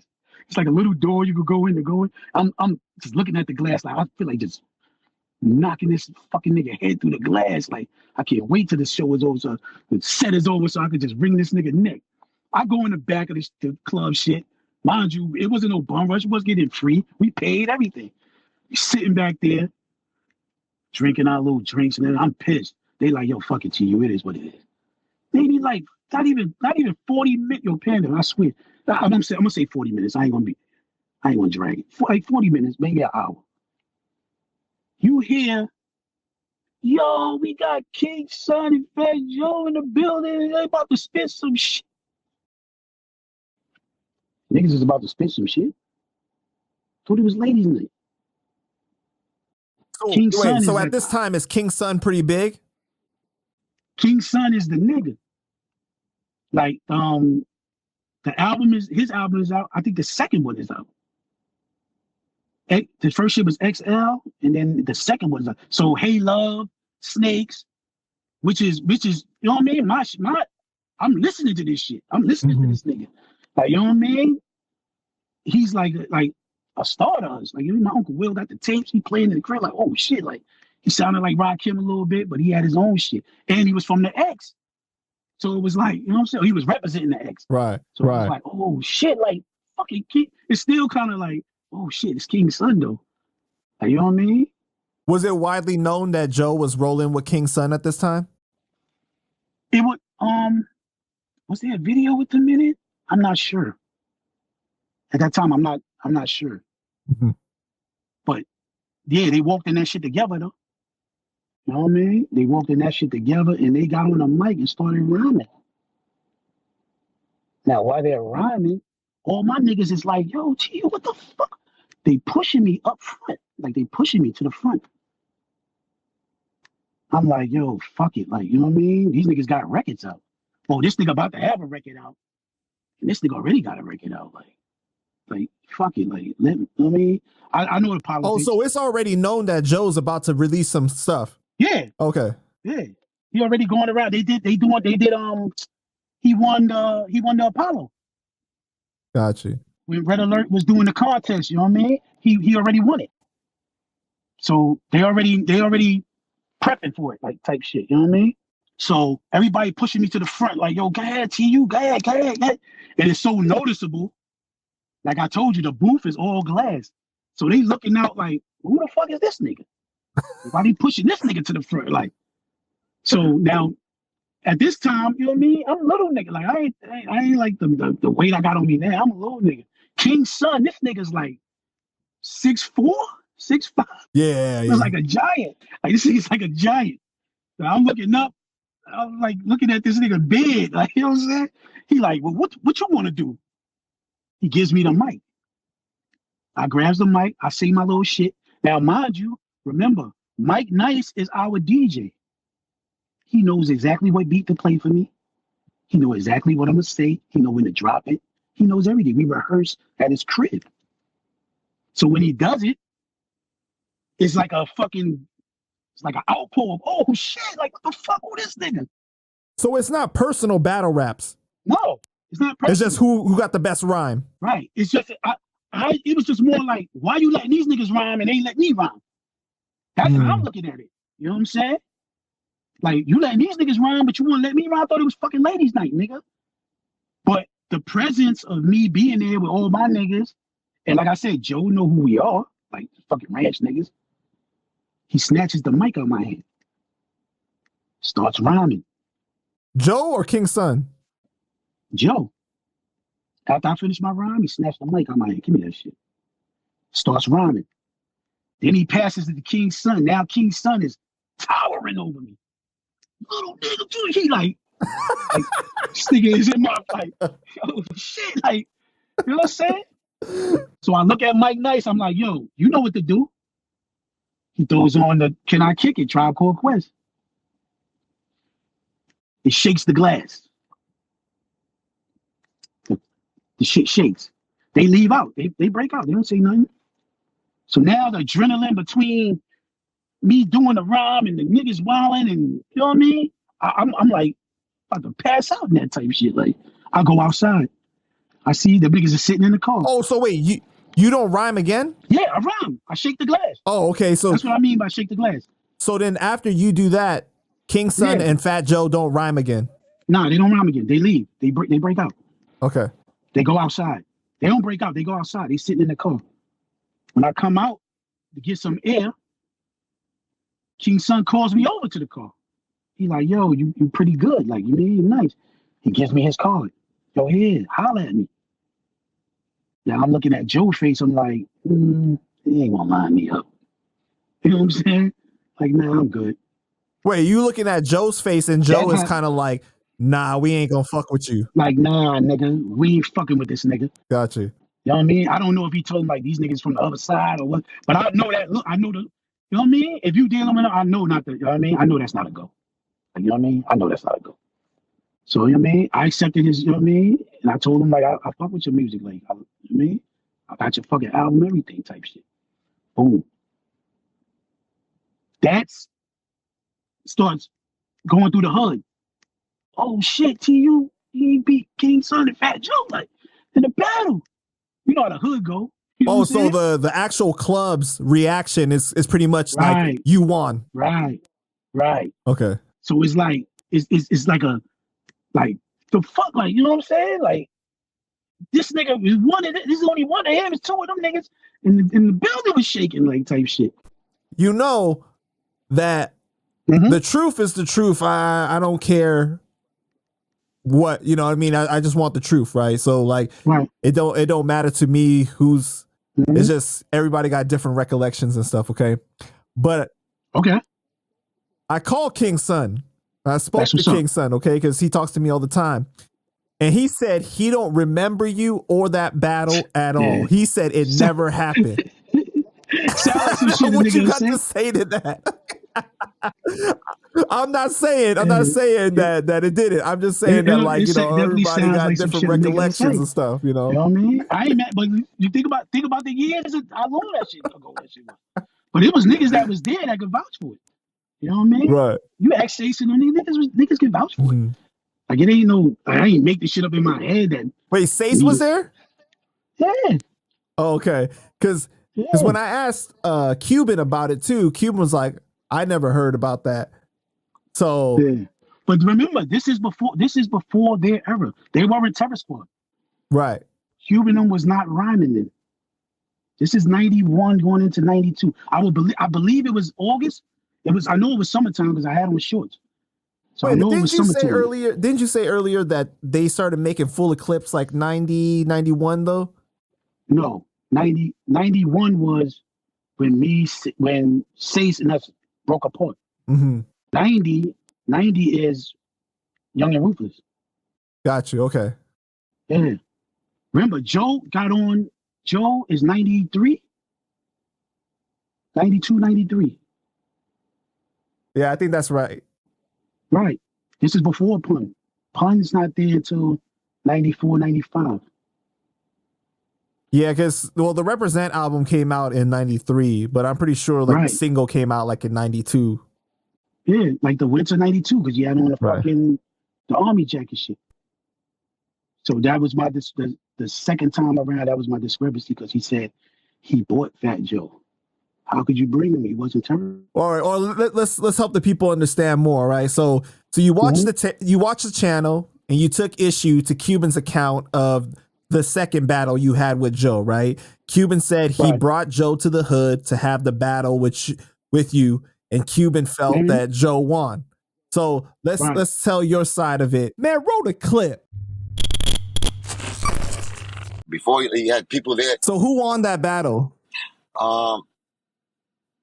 Lyrically, T.U.D had better lyrics, but Joe's performance, and you know how you battle rap, he came in with that, and he's Dolo. He's not supposed to be in that fucking building. You know what I'm saying? Like that's enemy territory for him. He came and he represented Dolo with me, and you know what I'm saying. He didn't know me like that, like, like, you know what I'm saying? Like, we didn't know each other. So at the end of it, those are my niggas more than him. So he trusted the fact that, you know what I'm saying, and that was respect. But the delivery Joe had, you know, he definitely overshot. He overshined with just the attitude. You know what I'm saying? With louder, more conviction in his rhymes. You know what I'm saying? But you know, just fucking TU straight from the hood. He's like a little like, you know what I'm saying? He's the nicest nigga I know, one of the nicest. But that day he was like a little, like, you know what I'm saying, a little shook, a little like, oh, maybe he didn't remember. It happens. You know what I'm saying? It happens when you get to that stage. But it was in the hallway. It was in the middle of the hallways. You know what I'm saying? But they both did good, you know what I'm saying? But I'm saying I respected Joe because he came with me, Dolo, from over there to over there. And I respect that. I was dope. When I won, he said he had a better performance than me. I don't even know what the fuck that means. Better performance, like we was on American Idol or some shit, rap battle. He said I was better lyrically, but I lost the performance. I was like, what? Like, what the fuck like that? What? I didn't get it. I think he's talking about kind of like the overall presence. There you go. Overall presence of it? Right. Like in front of my grandmother's door, I lived on the first floor of the ridge. I wrote my rhymes on those steps. Like, okay, well, how do you remember it coming about? Like, did you talk to Joe ahead of time to be like, yo, let's do a second battle? He showed up on the ridge. Nah, he showed up on the ridge. He came, my man Bill E, shout out to Bill E. That's Head Crack cousin.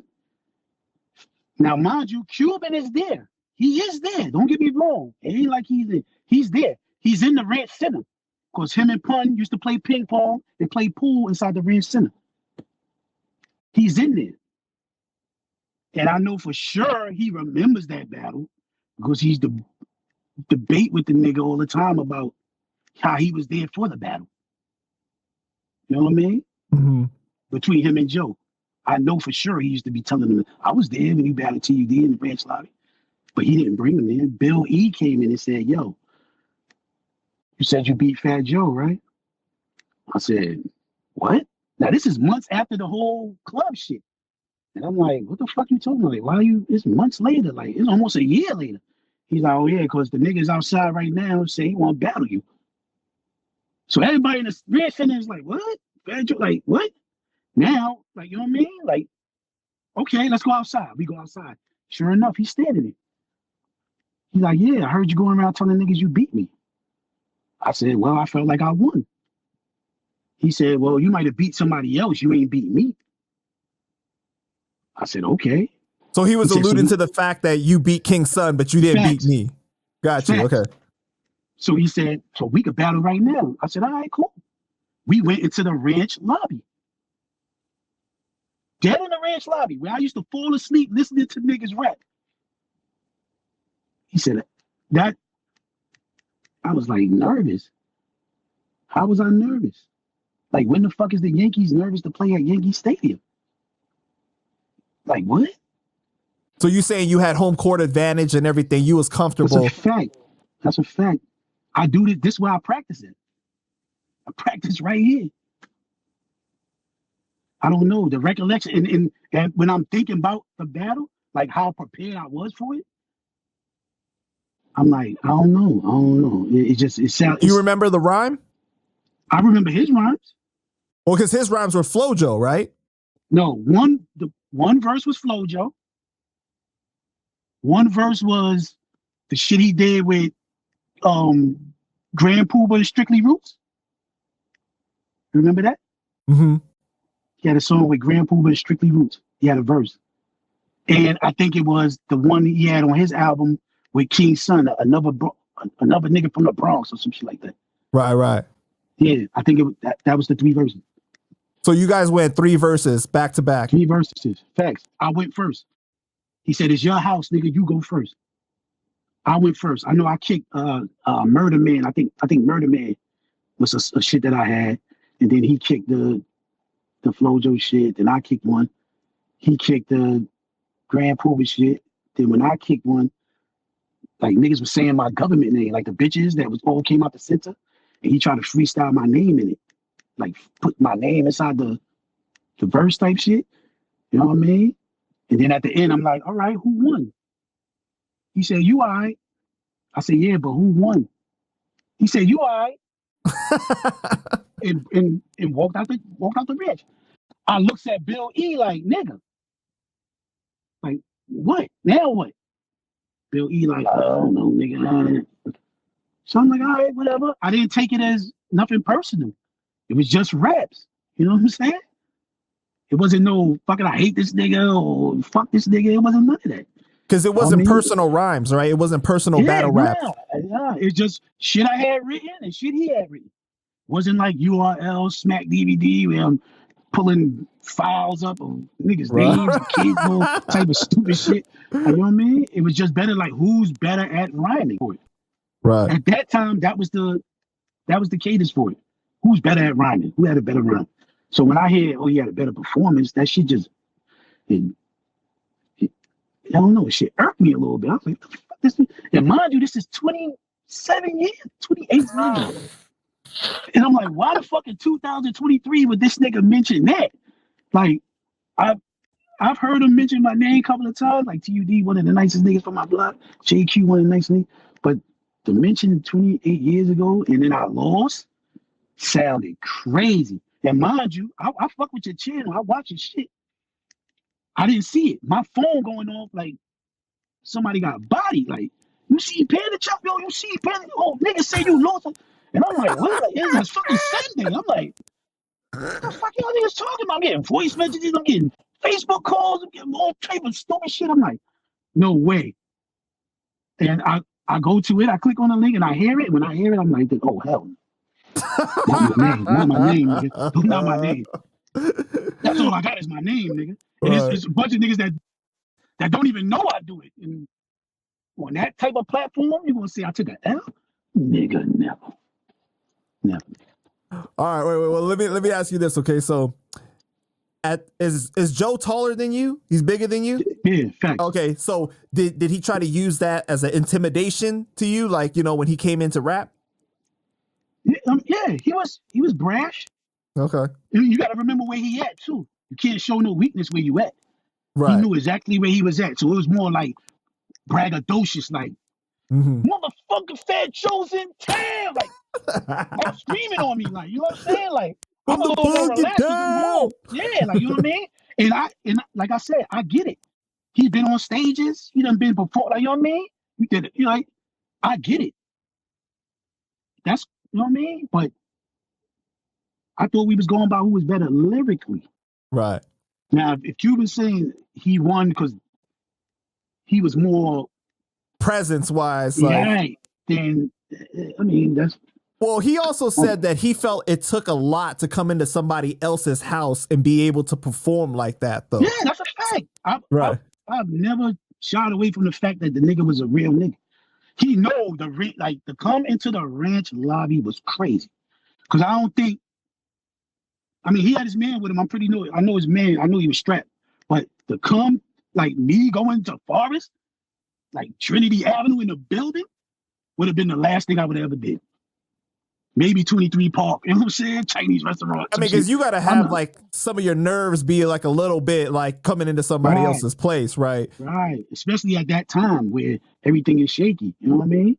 So yeah, I respect them for that. You know what I mean? Especially if somebody saying, "Oh, you going around saying you beat me," and now you showing up like, "Nigga, nah, you ain't beat me." I get that. That's cool. Do you remember Cuban's reaction during the battle? Like when you guys going back and forth? But like I said, he wasn't rapping then. He was a spectator. You know what I mean? I know, but like you didn't see like where like if Cuban was like, oh, like like seeing like Joe's like nah. I heard there was a lot of chicks there. I heard they reaction. Okay. There's more chicks like, oh shit, like, you know what I mean? It was more of that type shit, like, you know what I mean? So I didn't and then my niggas, like my main niggas, like, oh shit, nigga, like, nah, you did that shit, nigga, you killed that nigga, like, you know what I mean? But as far as the overall, you know what I mean? When he walked out the door, I'm like, well, okay, he never gave me an answer, so it was justification for me.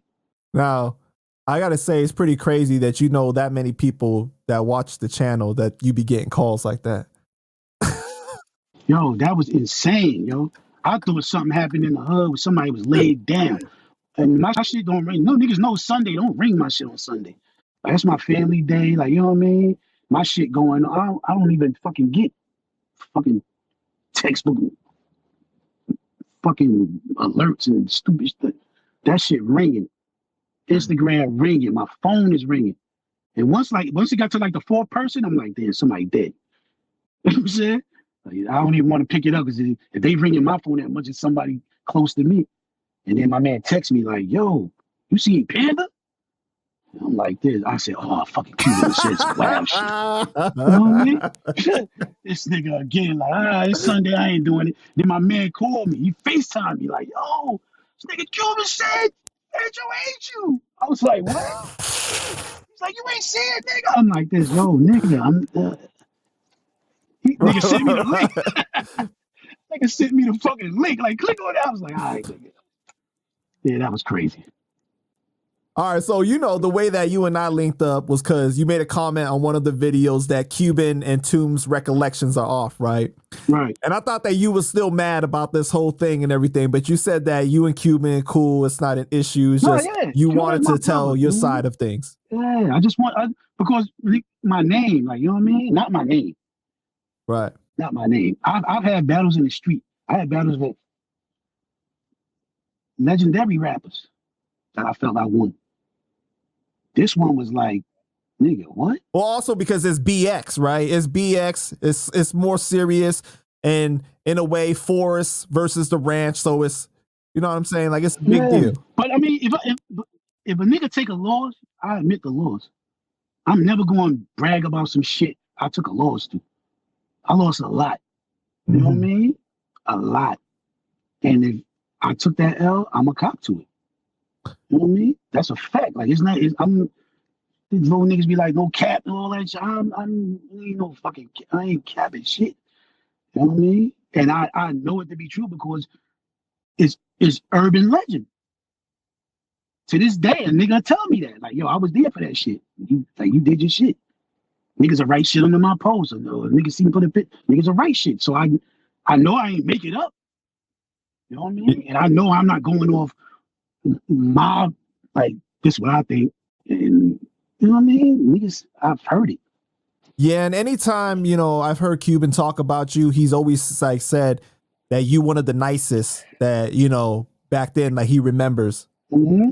That you was really, in the hallways and the ciphers and everything like that. That's a fact.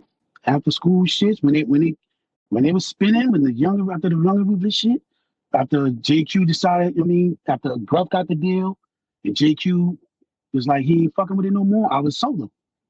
You know what I mean? And I was just holding it up. You know what I mean? I started fucking with my young boys from Either War.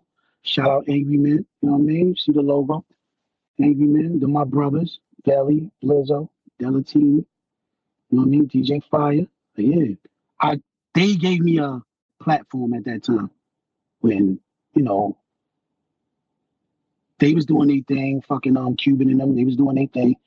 And everybody was like, yo, what's up with you? Like, my niggas ain't Scoob you. And I understood the politics. They didn't understand it. They on some hood shit, but I understood it. Like, you know what I mean? The obligation ain't to get me, nigga. You know what I mean? And then I'm not hanging around for it either. I'm not just sitting there wagging my tail, waiting for one of them niggas to be like, hey, T.U, get on the song. No, nigga. At this point, I got 2 kids. Like, you know what I mean? I'm out doing me. And whatever fucking rap brings, it brings. But I'm not fishing for it. I'm not running around telling niggas, oh, I beat this nigga in a battle. I did this nigga. You know what I mean? I'm not doing none of that. Like I said, some niggas that don't even know I rap, that probably gonna see this shit like, that nigga, get the fuck out of here. Not this, you know what I'm saying? Like, that was never my thing. It was more like, if it comes, you know what I mean, pause, it comes. Like, I'm gonna do my thing, but it's not me showboating. Like I said, I battled mad niggas, that niggas' eyeballs will pop out in this fucking screen. I told you the niggas I battled. And I won. You know what I'm saying? So, like I told you before, right? To me, it's about the truth. Everybody deserves to be tell their side of the truth, or you know what I mean. People got different recollections and everything. Cuban is my man. Toom is my man. But is there anything else that you've seen them say that you feel that you have a different take on? Nah. I mean, I just don't. This when they do say they don't give Sace the props, they kind of fuck with me. You know what I mean? Because Sace is very intricate part of you know what I mean, how everybody started. You know what I'm saying? And like I said, me and Sace have had our differences. Like, I won't even get into that type shit. Like, you know what I mean? That's man to man shit. But when he don't get the props, like, nigga, that's like taken from me. Because we, you know what I mean? It was us. Well, because you also mentioned earlier, right, that it was Sace's responsibility to put you on. It wasn't Cuban's. It wasn't anyone else's. Right. Was that Cuban's. kind of part of you guys having issues before, or nah? Nah. The issues with Sace happened after Pun died. You know what I mean? He was in a fucked up space, and he came and got me. We worked on. He came out with his own imprint, Time will Tell. He grabbed me up. I put him on to my young niggas, and he did Funny Business. And I'm telling Sace, like, nigga, I knew you my whole life. Since we was kids, our dream was to do the music shit. You don't have to worry about the loyalty, nigga. You know what I mean? With me. And if you're gonna do, you know, funny shit, but I know when niggas get in the business and they get shit done to them, you know what I mean? They learn those tactics. But I'm like, nigga, you don't need that with me. I've been plenty of places where I rhymed and niggas is like, yo, who the fuck is this nigga? Like, let this nigga, and then Sace to be like, nah, that's me. When I do this, then I'll, that type shit. Like, you know what I mean? Maybe thinking I would jump ship or I would start fucking with, you know what I mean, other niggas and leave him in the, you know what I'm saying? And my loyalty was always to him, even when niggas got in my ear. We've been in studios, Chung King, we've been Lower East Side, we've been in mad studios where niggas is like, yo, check this out. I need you to do this. Yo, come fuck with it. And I'm, you know what I mean? My loyalty was to say, nah, Sace brought me here. You got anything to say it to him. You know what I mean? Because that's me. You know what I mean? So when he did the little shady tactics, you know what I mean? I wasn't feeling that. And I'm telling him, like, nigga, you know me. Like, you know what type of nigga I am. You know what type of time I'm on. Like, don't do those industry shits, tricks that you learn. Don't do that shit to me. Because I wouldn't play with you like that. You know what I'm saying? Like, I know your struggle. I know how Joe ain't want you in, you know what I'm saying? Terror Squad. It was Pun that got you, like, you know what I mean? Convinced them to let you get in there. So why would you have any type of chance to make it and then do funny shit when I'm trying to back you up after one of your darkest times? Like, you know what I mean? So it wasn't that. But when they try to leave him out, when they mention certain shit and they don't say, well, Sace was that shit just, I don't know. I feel some type of way about it because it's like you trying to erase him. You erase him. You trying to erase me, nigga. Well, what do you mean by that? Because I always hear when Cuban tells like how he met Pun, he always says Seis was the one that introduced it, or Seis was the one that was really on the rapping tip. So, like, what do you mean by I mean, but the influence.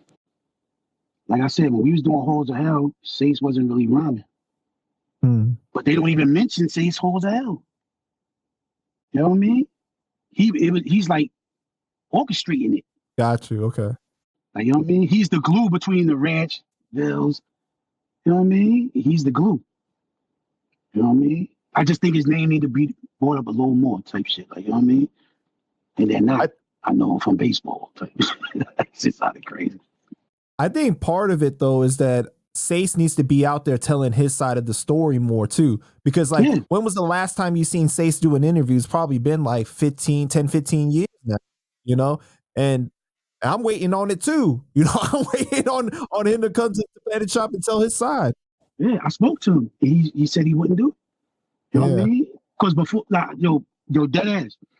I was like, Panda gonna give me a fucking interview, nigga. Like, you know what I'm saying?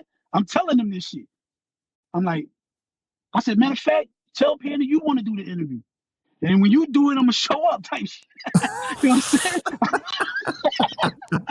Yo, dead ass. I was like, tell him he gonna do the interview. When you do the interview, nigga, I'm gonna show up, nigga. He's like, yo, T, yo, you know what I'm saying? I ain't with it. And I just was explaining to him, like, yo, I don't give a fuck what we went through. You know what I'm saying? Just that shit wasn't sitting right with me, nigga. Like, you need to be vocal, nigga. You know what I mean? You need to say something. You not saying nothing is wild to me. You know what I'm saying? The fans always ask for him though. They're always like, yo, when you won't get the interview with Seis, and we gotta hear his side and yada yada. You know, because we all know Cuban's the most vocal one out of everybody, right? So it was a big deal when I got Tomb's side of things, and I mean, come on, this story is how many years old? But it's crazy to think that I could come through last year and unfold more shit that people ain't heard yet, though. Right. But like I said, niggas needed a platform. That getting on, because nobody's ever put it all in one place to make it easy for people to hear. Though, so you jump ship. You had to do your digging. You had to do your digging everywhere. So yeah, definitely. And so like that's why I want Seis to really tell his side, because like I said, Cuban's my man at the end of the day, right? But I'm not gonna think no one person is ever completely right at everything that they say, though. Right. You know, and I think that everybody got a different perspective on things. Just like I invited the TS people over. I said, yo, you want to tell your side? Then tell your side, because I don't have a bias in the sense of like that I thought one side was correct, one side was wrong. But if you don't vocalize your side, the side that is vocalizing their side is going to look right. Right, that's a fact. Right, you know what I'm saying? So that's what it is, you know? Yeah. But I've always said, man, like whoever got a side to tell things, then they should be. But that's why also I think that was important for me to do the interview with you, because Cuban even said that you was there in the beginning, so you saw different things that people probably haven't spoken about. Yeah, you know? That's a fact. That's a definite fact, you know? Yeah, man. So I hope that eventually Seis, you know, finds it that he wants to do it and that he's gonna, you know, tell his side of things, because I think it's important, man. Yeah, he need to. You know what I mean? It's part of history, and it's your truth, nigga. Speak it.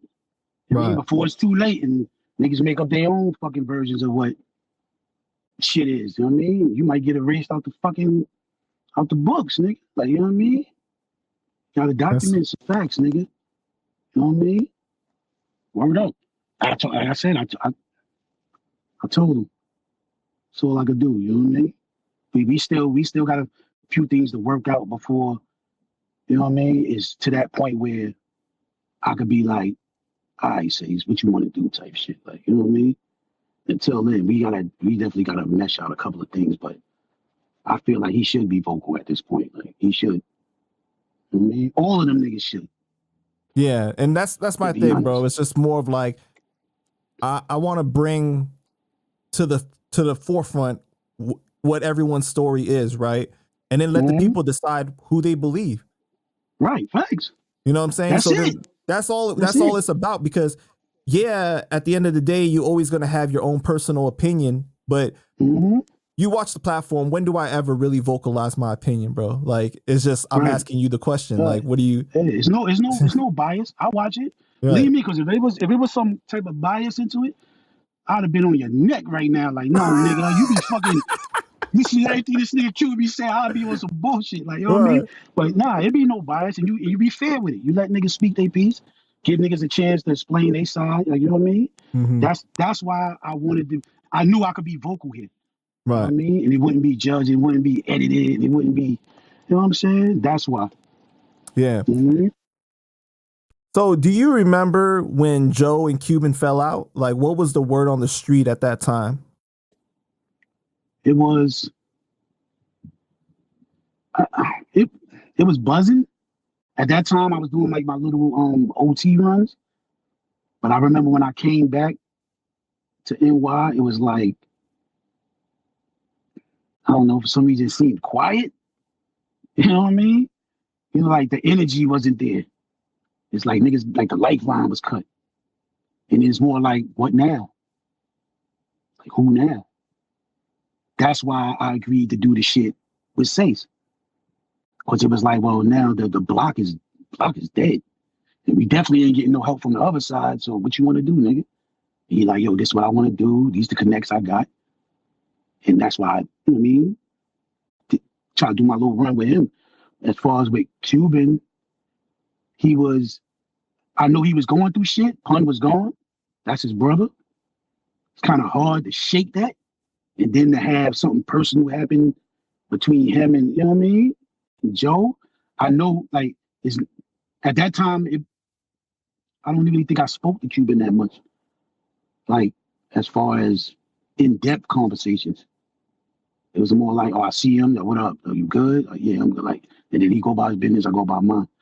But I definitely knew the energy was gone. Like the energy, like that whole Terror Squad run, as far as music and shit popping off, and that shit was dead.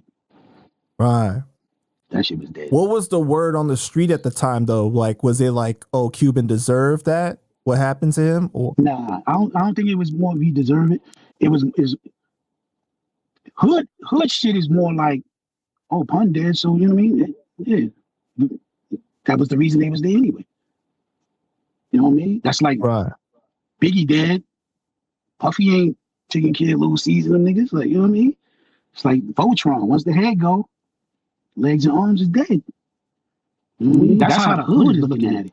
But I'm talking more about like the whole situation at Jimmy's with him getting his face cut, though. Oh yeah, that to me it was sickening. I don't think, you know what I mean? I don't believe no shit like that should go there, especially with niggas that broke bread with each other. Like, you know what I mean? It was, but you know, the hood says all type of stupid shit. Like all the stupid rumors that he mentioned. You know what I mean? He was fucking with Pun's wife and everything. Yeah, and all that. Everybody trying to find a scapegoat for it. Like nobody actually knew what the fuck it was. Like, you know what I mean? So it was just hearsay. To me, it was like, if I don't hear it from him, I don't know what the fuck going on. You know what I mean? But in our hood, it was, nigga, you fuck with niggas from the ranch. He ain't fucking with you. That was how my hood looked at it. Like, you know what I mean? Like, yeah, it was just a matter of time before he got rid of y'all niggas. Y'all niggas ain't from, you know what I mean? Y'all niggas fuck with the ranch. Right. And that's how it was legal. Yeah, because, you know, I interviewed K-Born, right?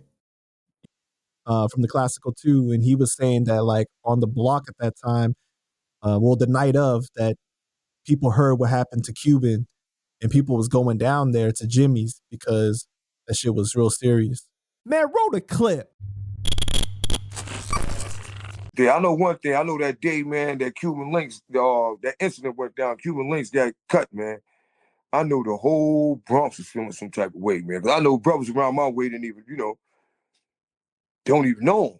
Never seen him before. And I know it was like 50 brothers from the third over there by that by Jimmy's Cafe, man. Brothers did not go over there to talk at all. You know what I'm saying? But they had already gone. Cuban was gone, and the thing, but that turned up a lot, man. You know, that got serious in the Bronx, man. With brothers that didn't even know. Didn't even know him. He was ready to put in work, you know? Yeah, I can imagine. Like, niggas had love for Cuban. Niggas still got love for Cuban. I know niggas that ride for him and shit like that. And I know at that time, at the height, he's about to be solo star. Like, he was making moves, showing love. So, yeah, I'm pretty sure niggas was feeling some type of way about that shit. You know what I mean? I know you ain't never had like no beef with Joe. So from a unbiased point of view, right? Like, what has your opinion been on their situation? I really don't have one, to be honest. I feel like they playing at two different angles. Joe playing that business, Cuban is being personal because it was actually personal shit that happened to him. You know what I mean? And I can't say who's right or who's wrong. If somebody did some shit like that to me, yeah, I'll be on nigga ass forever. Like, I'll be on nigga ass forever. So you do understand from Cuban's point of view why to this day he's still talking about it. Right. You want justification. I get it. Or you at least want to know why. Give me an answer, nigga, and then let me figure it out. I get that. But you dealing with somebody that you're never going to get the answer from. Right. And it puts you in a situation where it stagnates you. You know what I mean? You, business wise, sometimes you just got to be like, yo, that's what it is. Okay. Find another angle. You know what I mean? And like I said, I get it. I understand it's personal because it happened. But when you can't get the answer that way, find another way to get the answer. Make a nigga cough it up another way. You know what I I think mean? the problem goes beyond just that incident at Jimmy's though, because it's about how Pun was, his family was in the shelter, not getting the money, and how they ended up winning the lawsuit, and you know what I mean? And it's just like all that shit hurt. All that shit hurt. To know his kids, you know what I mean? And like Pun loved his kids. You know what I mean? He did that shit for them. Right. I've been to Pun house. You know what I mean? Making them box and all that shit. I've been there. We was over there, fucking Soundview with a fucking plane. It was like it was landing on top of his fucking house and shit. You know what I mean? Like, I've been there. You know what I mean? Even when he was on Fordham Road, had the big pool table in his living room. Like, but I know how that feels. The call somebody your brother, and then you see somebody that you thought was your brother take. You know what I mean? That shit is hurtful. It's definitely hurtful. And it's some shit you probably can't shake. You take it from a legacy. You take it from something a nigga built. And I get it. It's personal shit. Personal. I don't know what it is to feel that way. You know what I mean? I've never been in that situation. You know what I mean? Where a nigga, I felt like a nigga wronged me and then took from me. I don't know what I would do in that situation. I might be like that. You know what I mean? For fucking 24 years trying to tell niggas what it is. You know what I mean?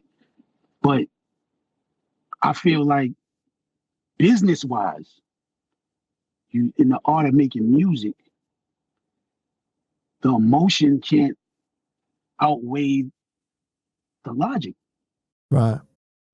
You can still make moves, nigga. You don't need a record label. You don't need A&R. You don't need fucking palm of your hand, nigga. You have fans. Make that fucking music, nigga. This nigga's waiting for it. That's how you get it out. I know this industry, hip hop shit is on relationships, and by all means, Fat Joe is a multi-platinum artist. His name rings. Anything moving in the Bronx, anybody coming up in the Bronx, that's fire, dope. Believe me, he gets the call. That's without question. You know what I mean? Everybody knows. So when you be seeing niggas be like, yo, I ain't got no problem with Fat Joe, like, and Cuban be like kind of upset with it, like, nah, y'all niggas should be, you know what I mean? You gotta understand too, like, the relationships that need to be built, that bridge that you need those fucking bricks to lay so you can get on that type of to feed your family and survive out here. You don't need that nigga stepping on them. You know what I mean? You don't need that. It's like the uncertified mayor, right? Like he makes stuff happen in the Bronx, Nigga, right? facts. You know what I mean? His name ring. He held the Bronx down for nigga since 92, 93. Yeah. You know what I mean? And there's no way nobody that he put on gonna say anything bad about him and niggas believe it. Right. You know what I'm saying? Like, them niggas can't be like, yo, this nigga's a beat. Like, he gonna be like, niggas is hating. I gave these niggas everything. You think the people gonna believe who they see the big picture? Or somebody that they feel like is complaining? That's why I said, you do the music. That solidifies it. And you got some niggas with pitchforks behind you. Torches, like, yeah. You know what I mean? That's a strategy. You strategize your way. And it might not get the truth out. It might not, you know what I mean, give you the satisfaction you need, but at least you know, nigga can't stop that. You know what I'm saying? You can't stop that. I think the problem is though, bro, is that Cuban he's such a real dude that it's hard. It's hard, Yeah. right? To be like, how could everyone not see this for what it is? And you can get in your own way sometimes when you just on that real time so much. Yeah. You know, and that's my brother. And I totally understand where he's coming from. But I can also see how being so real can make it difficult for you to move on. That's a fact. That's a fact. Because you're dealing with a fake industry. Yeah, exactly. You can't be real. You can't be real in Wonderland. You got to be as fake as the rabbit, fake as the fucking, you know what I mean? The illusion. You got to play the illusion. You too real, they kick you out. We don't want that and real especially shit. if you come from the streets, you can't apply those same principles to the industry because fact. it's not the same. That's a fact. It's never gonna work. It's never gonna work. You bring that real shit into this fake shit. It's too much fake shit. You could be semi-real. You could be somewhat real. We'll take the cadence of you being real, but the actual putting hands on niggas and the, you know what I'm saying?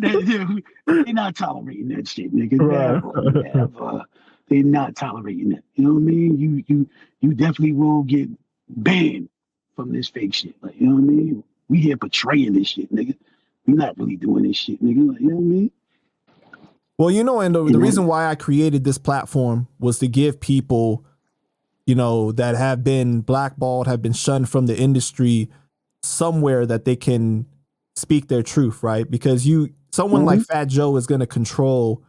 He got access to all the major platforms, so his voice is going to be the loudest. He's going to be able to say whatever, and most of the times people are going to side with the bigger name. Yeah, I mean, but that's anywhere.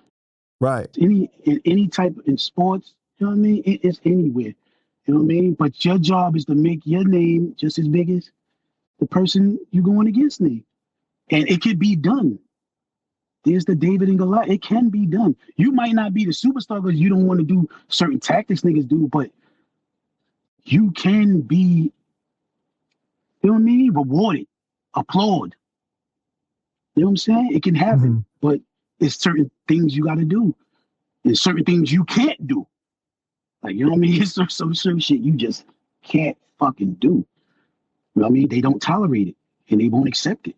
You know what I mean? And if they see you doing it, they'll make sure niggas look at you a certain way. You know what I mean? To where you won't even get a response from niggas. It'll just look like you fucking wilding out.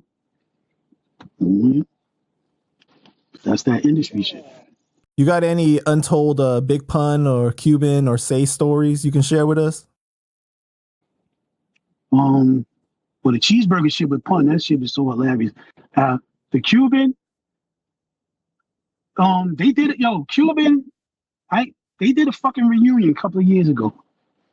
Cuban, Says, Prospect, Armageddon. Right. They was at some shit. You know what I mean? And I remember getting mad niggas from the ranch like, yo, it's Terror Squad reunion. Like, we going to that shit. You know what I'm saying? We went in that shit deep. JQ, all of us was there. Keith Murray was opening this shit. He opened up for this shit. You know what I mean? That night was damn, what's the word? It was I'm gonna say monumental. Wait, was Because it was Stace was there all too, right? Sace was there, Sace, Okay. Prize, Armageddon, Cuban, all on one fucking stage. I You know what I think that mean? was so unexpected. Yeah, and it wasn't like it was promoted. It was just like, yo, Friday, these niggas is here type shit. You know what I mean? And I remember gathering motherfuckers up, putting niggas in cars and all that. And we went there. And I haven't seen, to be honest, I haven't seen, maybe Prize, but I haven't seen Cuban or Saints probably like a year, maybe like 2 years.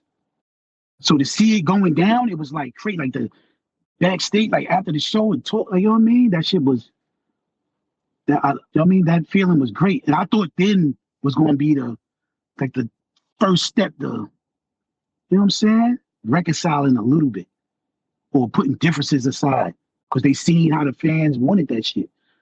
The love they was getting there, that they turned that shit out. Like motherfuckers was in there wilding. Not just ranch niggas, like that shit was packed. You know what I mean? And I thought that I shit. bet Joe was mad about that. I mean, you know what I mean? It ain't like they performed some bunch of new songs that they came out with. It was just the history. Right, You know but what I you mean? know, come on, man, you know. Yeah, but like just to set aside y'all differences. You know what I mean? Like, cause it seemed like all that shit just stemmed from the breakup. Like nobody really know why they mad at each other. Like I know. Price and Cuban, like that's crazy. It's crazy though, because I asked Cuban about that. I'm like, how was that? How did that happen? And it's just like it was just one night. Mm-hmm. Like how you guys ain't, you know what I mean? Because it wasn't too long ago that we seen an interview with Prospect going at Q, and then Q, you know, he fired back and stuff. So like, it's just like well, they was tight before. They was real tight before. Yeah, that's a fact. Why was there any issues between them two? Man, roll the clip. Prospect he ended up being this not-nosed, dirty, foul face, cutthroat, snitching little, you know what I'm saying? Little that I didn't want him to be. But I used to call him Dirty Richie. So he's just Dirty Prospect. He's gonna be Dirty Misfit. That was his name before Pun changed it to Prospect. He got robbed on Prospect Avenue for his chain. Yeah. So that's Prospect.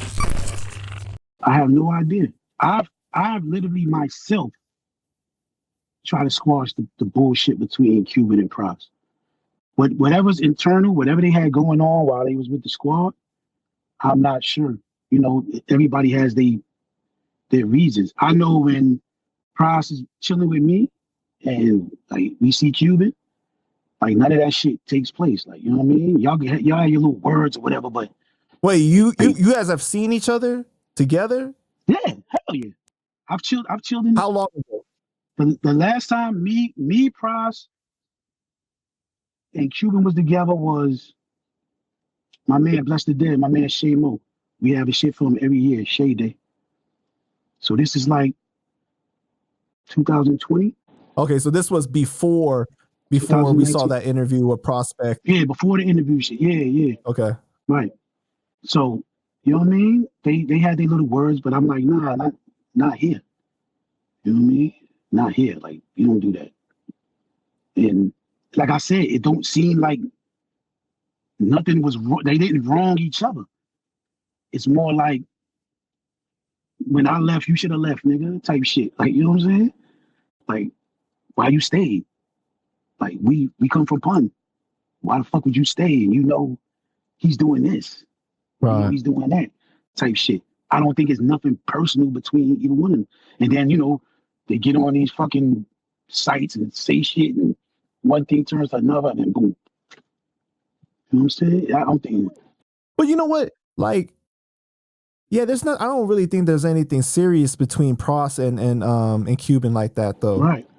But you know what? Like, who never talks though is Getty.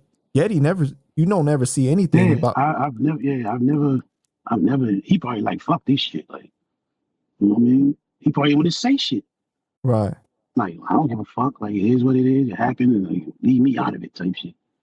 You know what I mean? And I get niggas' perspective like that, but his name don't get dragged. You know what I mean? They don't drag his name, so he probably like, why am I speaking on anything? Leave me be type shit. You know what I'm saying? So I get that too. So yeah, but I don't think it's nothing that can't be hashed out. Pras and Cuban. I think it's more of a sit down, be mature, say what you feel, and then from that point. But Pross is not. He's not even with TS anymore. He don't really roll with Joe like that. I'm not sure. I haven't sat down and spoken to him about that. Like, you know what I mean? And I was fucking with Pras because he fuck with my young boys. You know what I mean? Right. He's working with them.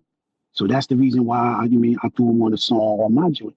I mean, plus my man Syke that I said like that Pundit used to fuck with, my man Devin. Syke, that's Pras' cousin. That's his big cousin. You know what I mean? That's my age with my niggas, like, you know what I mean? So I knew Pras, you know what I mean, when he was coming up. Type shit, you know what I mean? Holla at Pross for me, man. Tell him unbiased interview. Unbiased interview. Yeah. He can say whatever he want.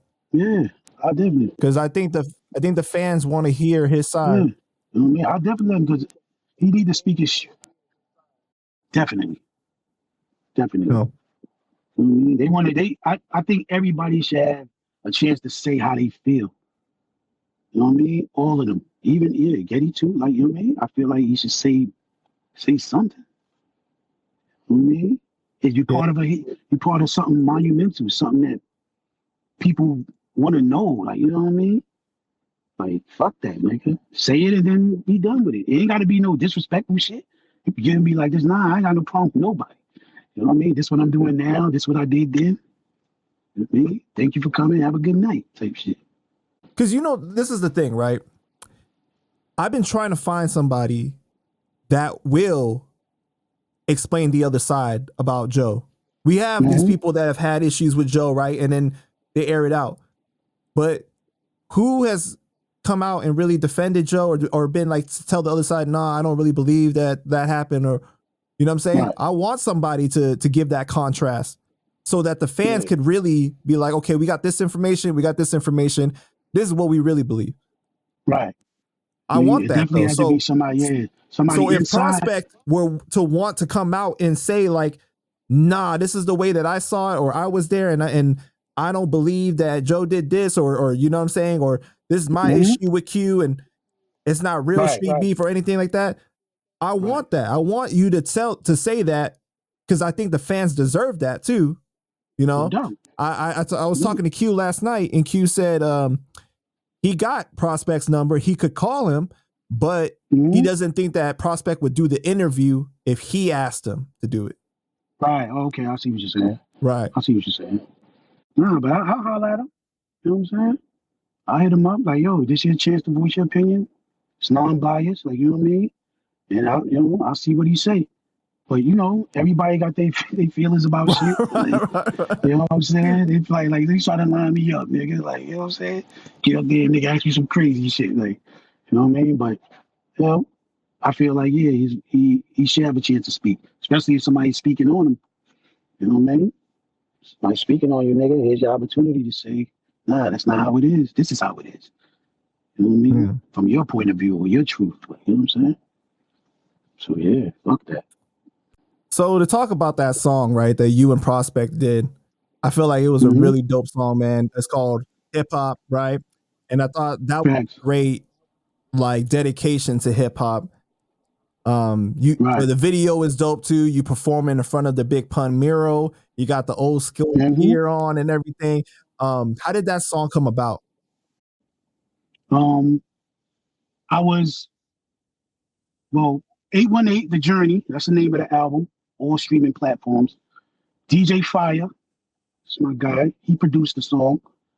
He came up with the concept like, yo, we should do something like tribute for hip hop. And I thought it was dope. So I was like, yeah, I'm with that. You know what I'm saying? And we went to my homegirl, Nicole. She's from Wall. Shout out to Nicole. He got her to do the hook. You know what I mean?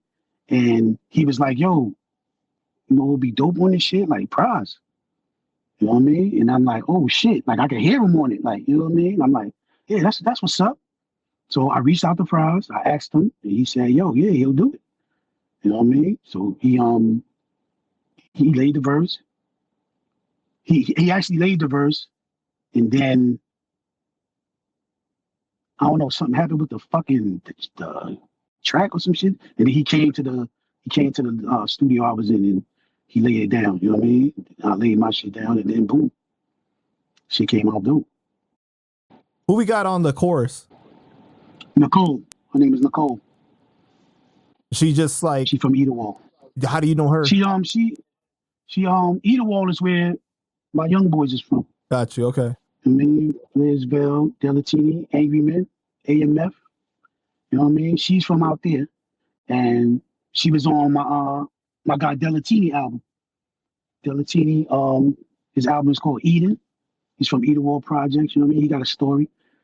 I mean, she was on his first single, Champions Only joint, and she was dope. She killed that shit. So when Fire suggested her do the hip hop, like, yo, should have her sing on the hip hop shit, it was like automatic. I was like, yeah. So they went in and they did it. Her and Fire went and did it. And when he played it for me, I was like, you knew what you was talking about, nigga. You know what I'm saying? And that's how I went down. It's dope, man. You guys make sure you guys go and stream that.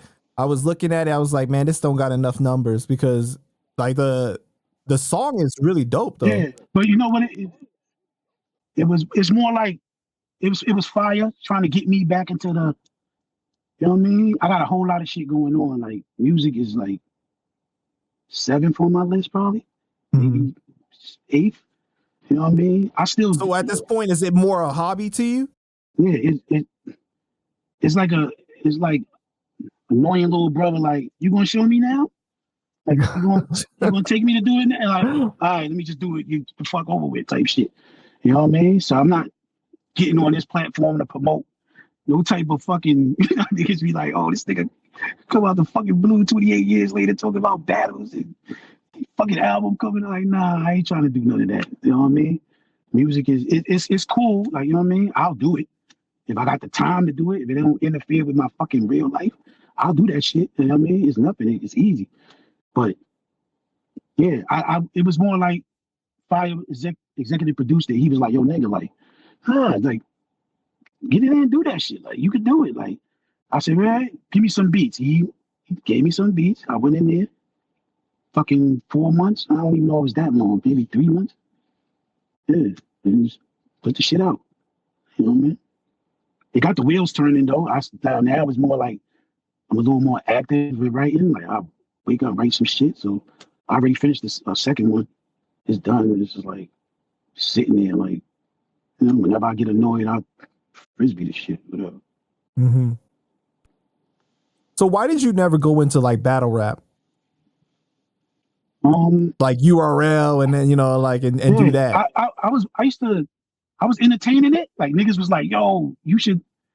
And then real life shit. Like, my daughter going to college. Nigga, like, I had to come up with, you know what I'm saying? And I know niggas like, well, that's a way to get fucking money, nigga. Go off there and battle rap. Like, it just wasn't an urgency for me. Like, it's different than battling in the fucking hallway and battling on the street now with the cadence for the crowd and stage presence, and niggas get personal, mention your kid's name and your fucking mom's. And right. fake paperwork and all type, like, certain shit I can't tolerate. Like, you can't. Some of it's almost like WWE type of style, right? Yeah, and then they make you sign shit where you can't put your hand on it. Like, nah, it's a lot. It come with a lot. Like, you know what I mean? You definitely have to have patience and be tolerant. Certain shit I just can't. You can't mention my daughter's name and say you going slap her with your dick. Like, you can't do no shit like that. Like, yeah, it draws the line for me a little bit. Like, that's the same thing that Cuban told me though. He was all like, man, I'm afraid I'll punch somebody or something, you know, like they mentioned the wrong thing. Yeah, like I said, our era, our cloth is a little different. And I know it's entertainment. I know it's just rhymes. I know this nigga actually thought of that. He's not going to actually do it. He thought of it and it sounds good. I get it, but it's just a little more intense, like, for my, like, where I'm at in my life. Like, nah, I ain't gonna do that. Like, you know what I mean? I like to watch this shit. It'd be entertaining.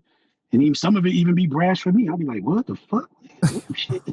Hell no, nigga. Like, turn this shit on. That shit made me mad, nigga. I know, The right? Seinfeld on. Like, get the fuck out of here, nigga. Like, you know what I mean? But You gotta turn Seinfeld on. you know what I'm saying? Like, that shit disrespectful as a motherfucker. It Hell is, no, bro. nigga. It's I'm crazy. standing there, oh nah, nigga, Big Bang Theory or something, nigga. Fuck out of here. But yeah, so I never, you know what I mean? Like I said, I had real life shit going on, like real shit. So rap was like it was moving further and further down my list. You know what I mean? I understand, man. Sometimes life just happens, you know what I'm saying? And you come across as really like a family man, so I can understand that you want to be there with your kids every day. You want to, you know what I'm saying? Like definitely certain things. So I get it. I totally get it. Even now, niggas be like, yo, come out to them. Shout out my little bro, Dice Peso. You know what I'm saying? He moving around the city, you know what I mean? Bird gang, vet life, boss bread, you know what I'm saying? Yeah, he got a big buzz. Yeah, I go out 2 nights with that nigga. I'm exhausted. I get it. The rap game and everything, it comes with a different type of lifestyle where you gotta like make connections with people and be all out to go into these certain events. It, you gotta be 100% in it. Right. And I can't give it 100%. You know what I mean? That's just me. I can't. Back then, maybe I would have 98%, but now it can't get 100% because I got so much going on, like real life. Like it'll take from. You know what I mean? What I'm actually doing. Mm-hmm. You know what I mean? So if it crosses my table and there's an opportunity to do some shit, I'll do it. But if I got to do some shit in my life and that come across my table, that shit'll be on the table. Right. You know what I mean? Yeah, I might miss the fucking opportunity fucking around. Like, you know what I mean? So that's all it is. I respect that, man. So TUD, man, before we wrap it up, you got anything else you want to say to the audience, bro? Yo, I just appreciate you having me on this platform. I know it's gonna be wild niggas in the comments like, who the fuck is this nigga? What the fuck he talking about? I never heard of this nigga. You know what I mean? TUD, what? Battle rap? What? Fuck out of here. Yeah, I get it. You know what I mean? Because I haven't been vocal at all about shit and then to finally pop out in the midst of all this crazy shit. I know it sounds crazy, but hey, but Cuban co-signed it though. Cuban was all like, let that man rock. Like, have him come on and tell his side. Like, he's all for it. He wanted you to do that. So I want people to know that. Yeah, I appreciate that. You know what I mean? And like I said, I've never had an issue with Cuban. You know what I mean? It was just that one little thing he said that had me like, what, nigga? So, you know what I mean?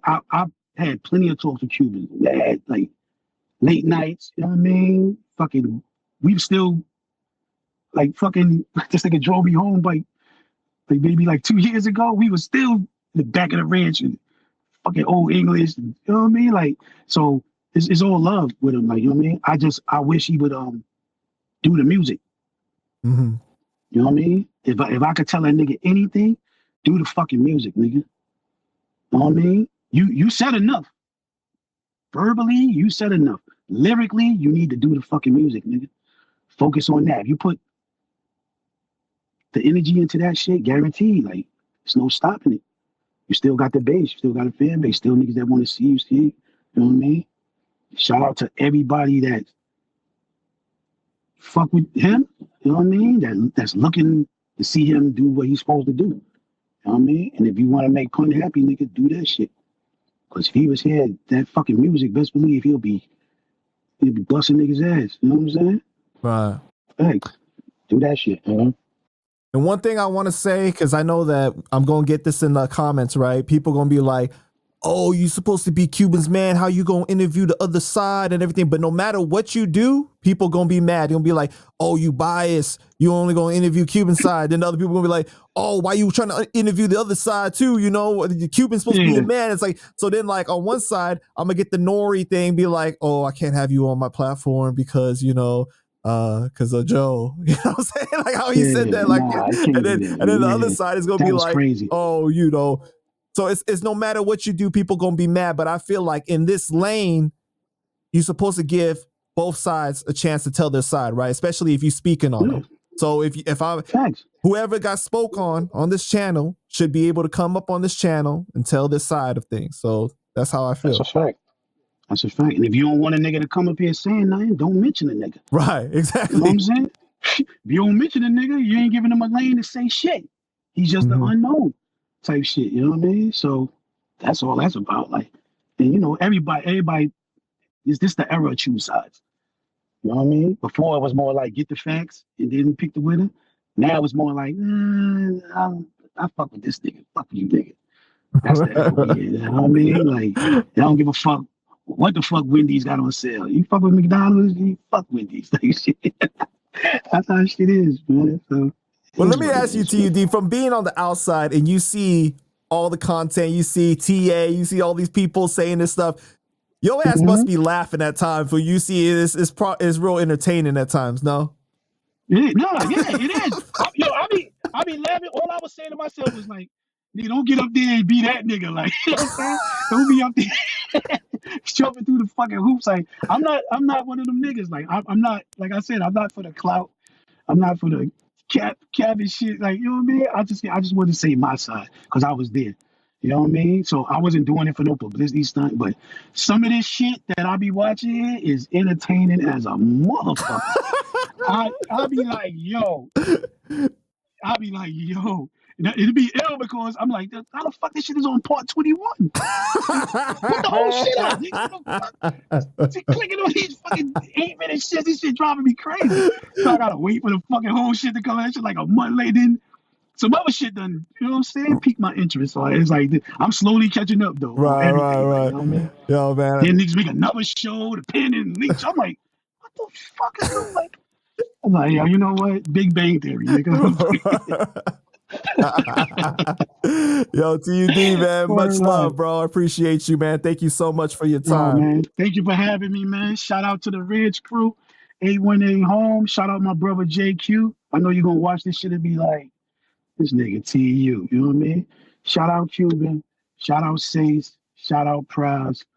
You know what I mean? Rest in peace, Big Pun. You know what I mean? Shout out to all my niggas, like, you know, all the BX, period.